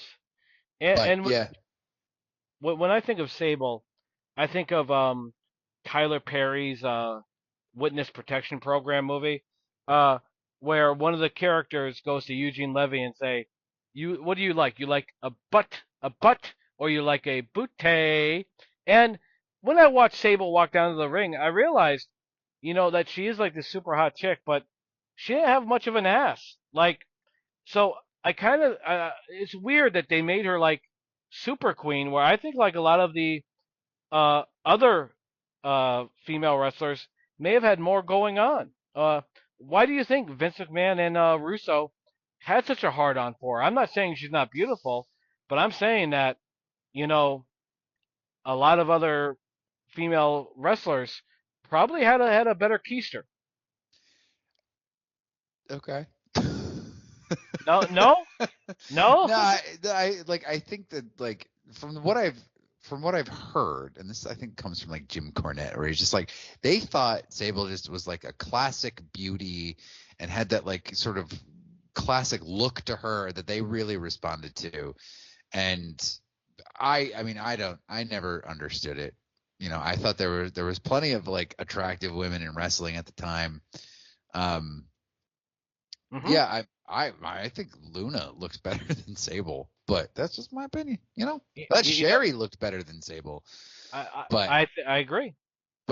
she sort of held up as like the paradigm of attractive women in the WWE, and I never really saw it. Nothing against her. Like it's like the way she looks isn't her fault, but it's just like yeah, I just never did it for me, and I never understood why she got the attention that she did. I would take Sunny at that time over Sable any day of the week. Um, Sure. but like you said, like she is a beautiful woman. There's no doubt about it. Like this is not saying we have an ugly woman on our hands here. No, no, no. This is just saying, hey, I would take Molly Holly over Sable. Um, This is this is 13-year-old Eric talking to 23-year-old Geno. this is this is just in a fantasy situation. If we had Yeah. to choose between divas, who would we choose? Yeah, okay, so take I mean, that yeah, for what it is. you think about that stuff when you're 13 years old.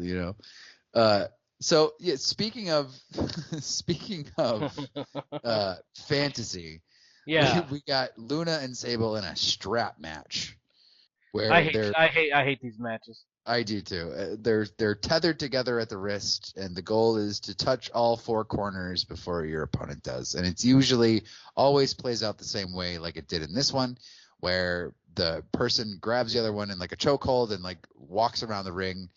The person who's choking them is slapping the thing, but they don't know the person they are choking is also slapping the turnbuckles behind them.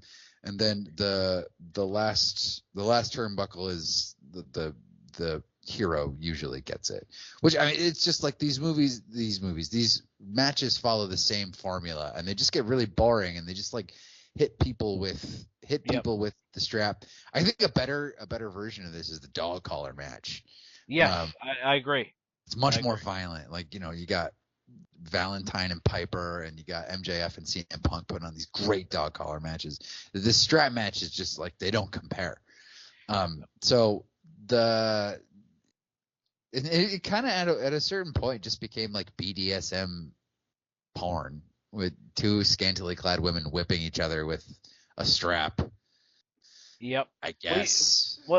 like if you're gonna look for a strap match that's good, I'm not sure if you've seen it or not, but Sting versus Nikita Koloff from like 1987, they had a strap match and they showed how it was done. It was so good. It was the first time I've seen a strap match done right. And so if you get a chance, Eric, if you've not seen it, Yeah. Nikita Koloff Sting strap match, Uh, really, really good. I can't say the same for Sable and Luna. And it ended like you thought it would, with Sable winning, but Tori, the fan, the obsessed fan, came out and saved the day. And Tori was another one. I liked Tori. Remember those like airbrushed jumpsuits she wore? That was some sexy stuff. What do you think? I don't remember Tori. Oh man, Tori Wilson? nope, this was a different Tori. Oh, Um, then I have no idea. Because as soon as she came out, I was like, "Who the fuck is that? And what the fuck are they doing?" This is why it's like we probably should have done a little bit of research before I started watching it, because I had no idea what the hell was going on. Yeah. Well, this Tori would, because she was an obsessed fan with Sable, she would then align with DX and completely kind of fade away in the end. But she was like a average wrestler, super, super hot. Kind of like an Ivory sort of body, muscular hot. And she took off with the audience. She was like a good deal, but and I think, unfortunately for her, she kind of had a Wendy Richter accent, and Mm. that probably fucked her because Vince hated accents like that. And so, but yeah, Tori was awesome, and Sable won without surprise. But Sable just it feels so disingenuous, like you said. She's a better heel, and it's easier to boo her. You know, that whole men want me, women want to be me thing. Mhm. That's where she should have stuck with. And but with that behind us, we're now onto a historic match. The Oh, Rock, yeah. the Rock, Mankind, I Quit match. Now, Mankind, you got Mick Foley, you gotta love, coming off the Hell in the Cell, proving, and that made his career. Like Mankind was like a supporting character until Hell in the Cell, and then he became this like a he was right there with The Rock and Stone Cold and Taker, and this match was interesting because Mankind won't quit, and The Rock should win, but how is he gonna make Mankind quit? And we kind of find out, don't we? Oh God, yeah. Jesus Christ, I'd like when we started watching this. When I started watching this, and I think I texted you and it was like, "Oh, it's that match." Yep. Like this is one of those matches where if you're like, even if you're a little bit upset by the sight of blood, or even if you have a high tolerance for it, like this match kind of pushes the limits, Yep. because like Jesus Christ. Well, we'll get into it, but I found out something really interesting. The Rock was wearing a shirt, right? He was wearing like a shirt, and he was wearing like Yep. jumpsuit pants. And I was like, well, why the hell is he doing that? Yep. Do you know why? Because he had work on his chest done, and Yeah, he had man boobs. I went down this whole rabbit hole of like The Rock had gynecomastia, which is an imbalance of testosterone and estrogen. Yep. So I was just like, I looked all this up and was just like, I sort of like took maybe like 30-minute pause from this because I knew what was coming, and I was like, oh Yep. God. And so like apparently what happens is like you're like it's a lot with people in like the Middle East and Samoans, and they get like fatty deposits in their chest. And so The Rock actually had just had chest surgery done to remove the fatty tissue. I just thought that was really interesting because I kind of wondered why The Rock all of a sudden wore a shirt, but yeah, that makes more sense. And I guess he came out and talked about it and why he had the surgery and everything. So Yep. interesting, fascinating thing. Well, So this it is. oh, go ahead. Go ahead. I No, I was was gonna gonna, say I was gonna say that, you're in a business where you have to be topless, and man boobs are not a surefire way to become the top star. sure, and I guess history would agree that it was the right decision because he became one of the biggest stars of all time and is still one of the biggest stars of all time. Yeah, if you smell what he's Okay. cooking. Yeah, and I liked his look here. The Elvis look, the sideburns, the sunglasses.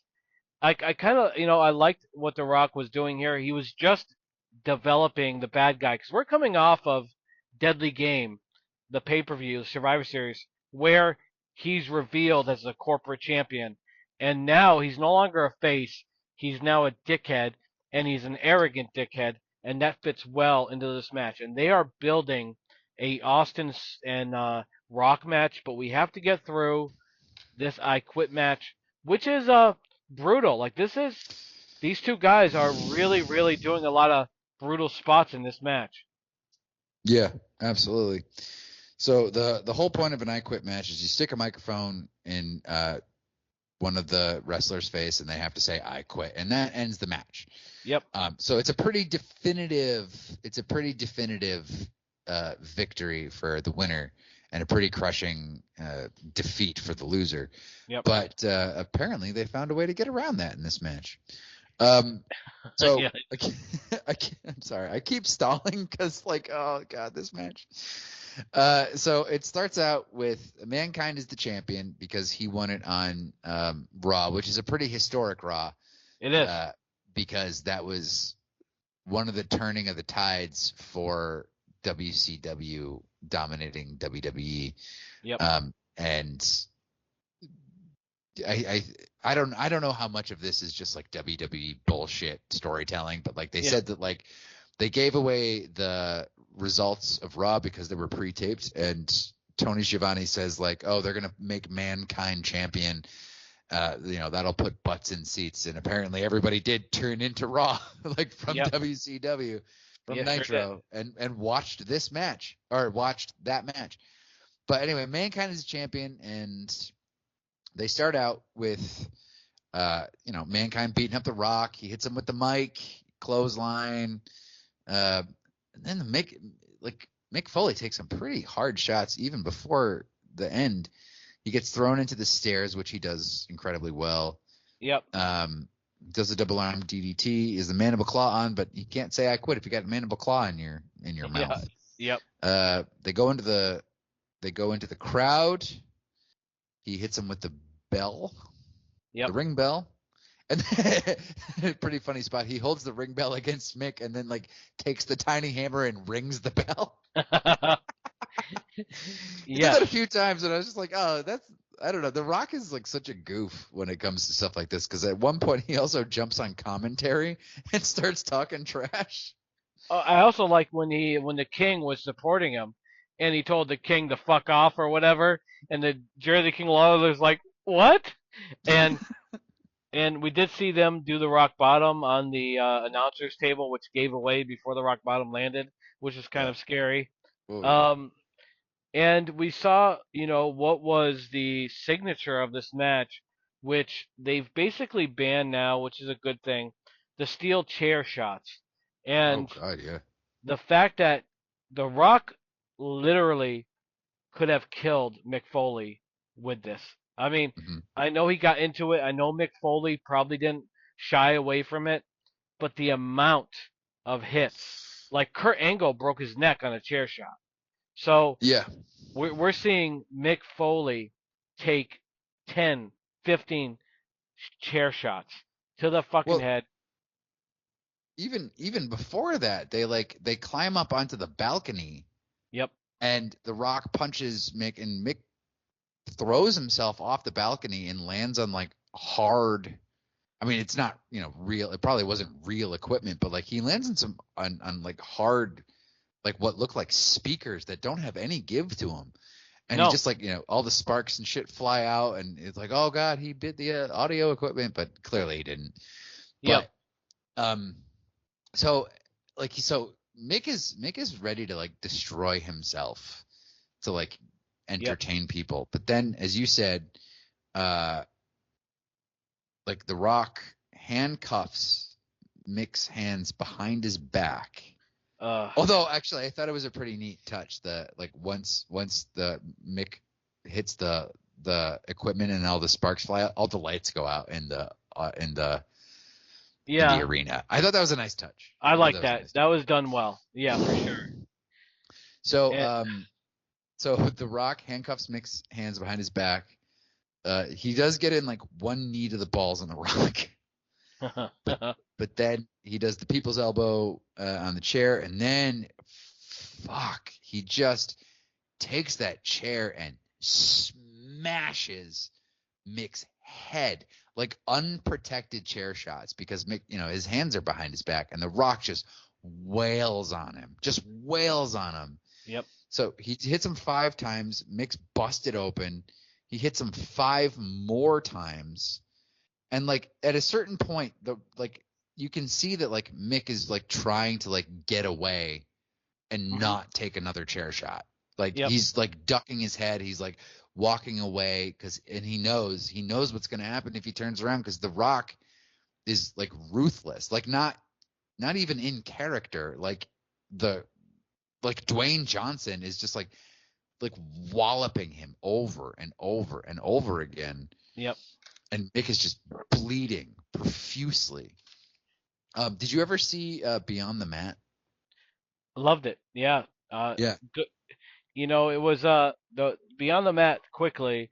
Good documentary. I thought, knowing what I know now about New Jack, it kind of gave a very clean version of what New Jack was when he's really a piece of shit. But the Mick Foley stuff, the Terry Funk stuff, Beyond the Mat was awesome. Yeah. So Beyond the Mat is a documentary about what happened behind the scenes, specifically with this match. It's sort of a general behind the scenes of different wrestlers. I think Jake the Snake is one. Yep. Yeah, yes. But like the behind the scenes of this match, like Mick is like completely fucked up, and his children are like crying their eyes out. His wife is like crying her eyes out, and Mick is just like he even says like The Rock like completely went off script and just smashed him as hard as he could. And yep. It's one of those deplorable things in wrestling when you just take liberties with another person's body like that. And yep. Like Mick loves The Rock. Like he loves The Rock. Like he, they're good friends, but even he's just like, I can't believe he did that to me. Like, and I think, did The Rock apologize? I don't know. He did. Okay. Yeah. It took years, but he did. So The Rock gets the submission. Mankind says I quit, but it's just a recording from an interview he did. So The Rock cheated to win. Mankind never quit, and we're now set up for the inevitable Rock Stone Cold world title showdown. But that all hangs on Stone Cold winning the Royal Rumble, where he was picked number 1, which was a setup by the McMahons, and for some reason Shawn Michaels was involved, and he got McMahon as number 2, so Vince is number 2. So now we're going to get the showdown everyone wanted. It's been teased. At one point they were going to fight on Raw, and Mankind interrupted. So now we have one-on-one Stone Cold and The Rock. No wonder they had over 500,000 buys. What do you think? Yeah, this was the feud. This was like the main event feud that was going on. It was Vince versus Stone Cold, and it had been going on for almost a year at this point, I think, right? Yes. Yeah. And this Royal Rumble was a lot less like this Royal Rumble. The whole thing was Vince Stone Cold. Nothing else mattered. Nothing else was focused on. I kind of felt like I wasn't even watching a Royal Rumble. I was just watching Vince and Stone Cold.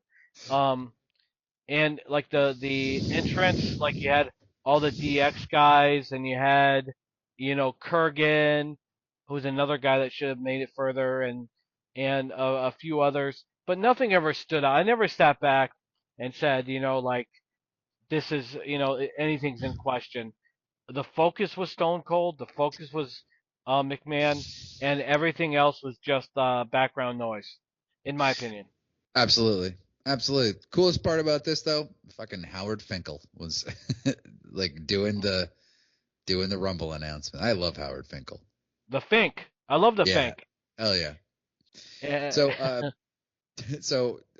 Vince put $100,000 bounty on Stone Cold's head. So whoever eliminated Stone Cold was going to get, quote, $100,000. Yes. And Stone Cold comes out first. Vince McMahon comes out second, all lathered up in baby oil, looking like a fucking disgusting topographical map of the desert. Yeah. Ugh.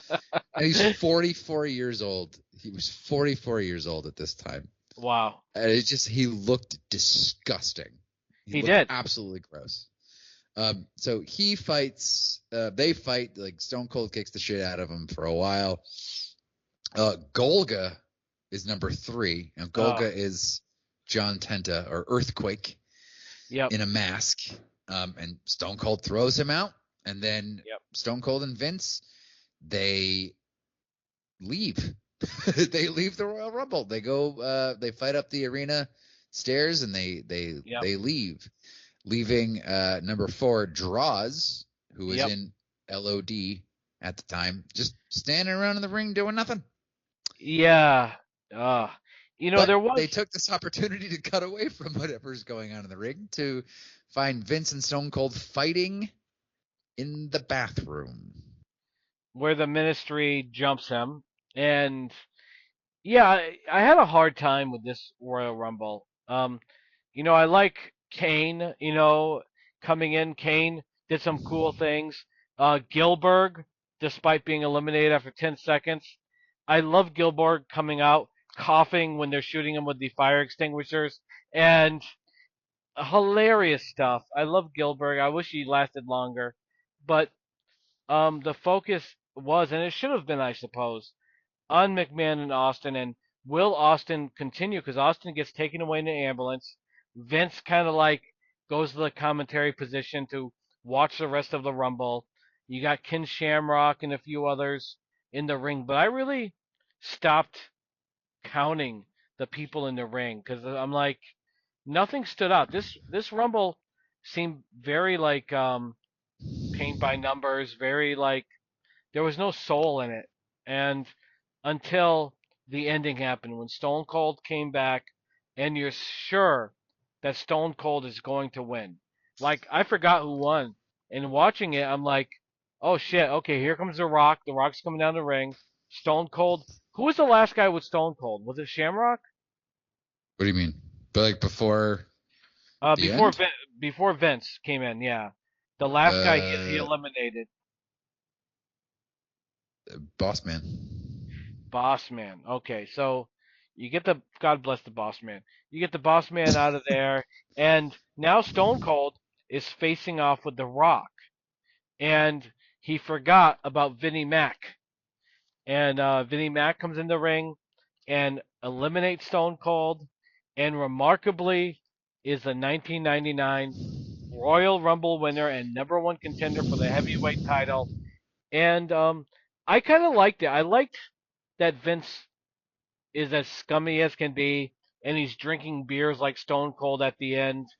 But this Royal Rumble overall was very mediocre, but the story was good. So I don't know how I would divide that up. From a Royal Rumble standpoint, if you like the storytelling and like the action, this isn't for you, I don't think. But if you like the Stone Cold Vince stuff, you may dig it. What do you think? Yeah, I think this is like at a time when like they still didn't really know how to book a Royal Rumble. Like they would become very good at it later, and I think around like 2001 is probably when they got when they peaked at how, and then they figured out how to plot out a Royal Rumble. Whereas like, the beginning you have like tag teams, and then you got the hardcore stuff, and then, it's sort of broken up into sections. But like, I think before that, they just like, they're okay, well, this guy goes in there and then they punch, and then this guy goes out there and they start punching, and then this guy goes out there. So there weren't any like really exciting moments or really exciting spots or anything outside of Stone Cold and Vince.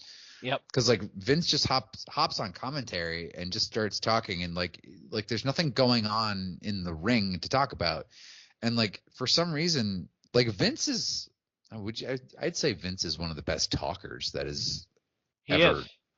He's really like one of the best. Best heel, one of the best heels of all time. Absolutely, but like on commentary, like even in heel character, he's terrible. He's absolute garbage in this. Yep. and so it's just like I don't know what the hell is going on, like, and why, like, if you're not involved in the week to week storylines with Vince and Stone Cold, I don't think you're going to appreciate this Rumble at all, Yep, because I I agree. don't think it doesn't really have anything to offer you. um yeah, so Stone Cold, like, he throws out Boss Man, and then he grabs Vince off the commentary. Rock distracts him, and Vince throws him out. And it's like, okay, well, that's the end of the Rumble. Go fuck yourselves. Yep, yep. And Vince just like stands in the middle of the ring drinking beer for like 100 hours.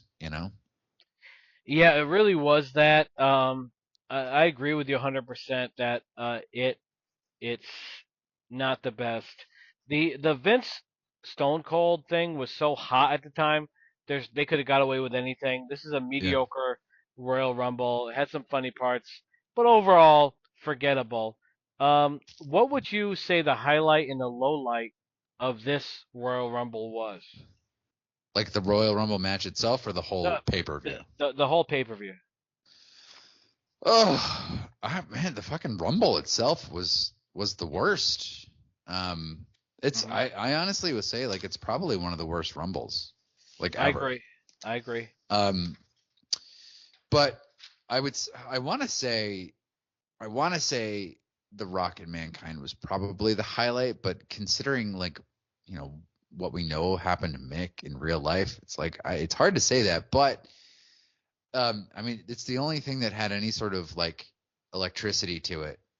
Stone Cold is always awesome. I mean, Stone Cold's always cool, He is. but like the Rock and Mankind going nuts on each other was pretty good, and Mick sort of developed this role of like being like someone who made the heels of the company tougher. You Hmm. know, Yep. like he did this with he did it with The Rock. Like The Rock came off as a complete vicious monster after this match. Yes, he did. Yep. Um, Taker, same thing with the Hell in a Cell thing. He Mankind made Taker look just like a beast. And then Yep. he does this with Triple H at the following year's Royal Rumble. Like he just makes him like hardens him. He did it with Randy Orton. Like, so Yep. like Mick's role is like give legitimacy to these people who are sort of rising and on the ascendancy to like the main title picture. Like he sort of like, it's like putting a wrestler through like, boot camp or something. Like I Mick. agree. And I wish it didn't come at such a cost to him, because he's such an entertaining person, like, without taking these horrific bumps. Yep. But like, Jesus Christ, like the things Mick sacrificed to make these other guys, he's probably one of the least selfish people in the business. And in real life, like, he's a very unselfish guy. He puts other people over. He's like one of the nicest guys I hear that's ever been in the business. Yep. Um, but yeah, I mean, I would say probably that would be the highlight, if it wasn't just so real life hard on Mick Foley. What do you think, Gino? What are the highlights and the lowlights? I agree. The highlight is the Rock and Mankind, and you're right. Mick Foley, both of his books, Have a Nice Day and oh, what's the other one? It's oh shit. Hardcore Foley Diaries? Foley is good. That was Oh the yeah, other one. yeah, yeah. Great reads. He wrote them himself. He had no supporting writer. He's a smart guy, and it sucks because he made his career on these death matches, and that's what translated. And the problem with the Rock hitting him like that is it had to be in the Rock's head of how can we top Hell in a Cell. And I hate that the Rock did it. I kind of understand at the moment what he was probably feeling, but it was still shitty. So that's a highlight, tied with Gilbert and tied with the Road Dog saying "suck it" and Boss Man saying "why would he say that?" Hilarious. The low light would be the Rumble because the Rumble is typically entertaining, and there were no surprises. There were no special cameo guests. There really was nothing. And even China being part of it, you thought would be make it different. It didn't. eliminated one person and then got immediately eliminated. So highlight the Rock and Gilbert and Bossman, and low light the Rumble itself. But it's a passable, much like '94. I wouldn't really rate one over the other. '94, '99, they're both worth a watch for different reasons. But there are better Rumbles to be had. Absolutely. What's your favorite Royal Rumble? Ooh, my favorite Royal Rumble would have to be I forget what the year is. It may have been '90, but it was with Demolition when they started out, and Andre was next, and it was just badass. Like it was such a good Rumble. That one, and also the one when it might be the same one, but from a reaction standpoint, when Hogan and Warrior eliminated everyone, and then for the first time, WWF had their two top faces go head to head. Yeah. That was impactful. 1990. Yeah. Okay, so it was '90. So yeah, those would be mine. How about you? I hate to say it, maybe the 2004 like Chris Benoit Rumble. Oh yeah, no, that was a pretty good one. But I also, man, I gotta say, like the past few Rumbles have been bangers. Like, with Cody winning the previous two, and Jesus, who won this one? I just saw it. Jey Uso. Yeah. I mean, I love having CM Punk back in him. Like he adds like a whole, like a cool element to him. And they're using him well. Yeah, absolutely. But yeah, I mean, they once they figured out the formula for Rumbles, they've all been pretty stellar.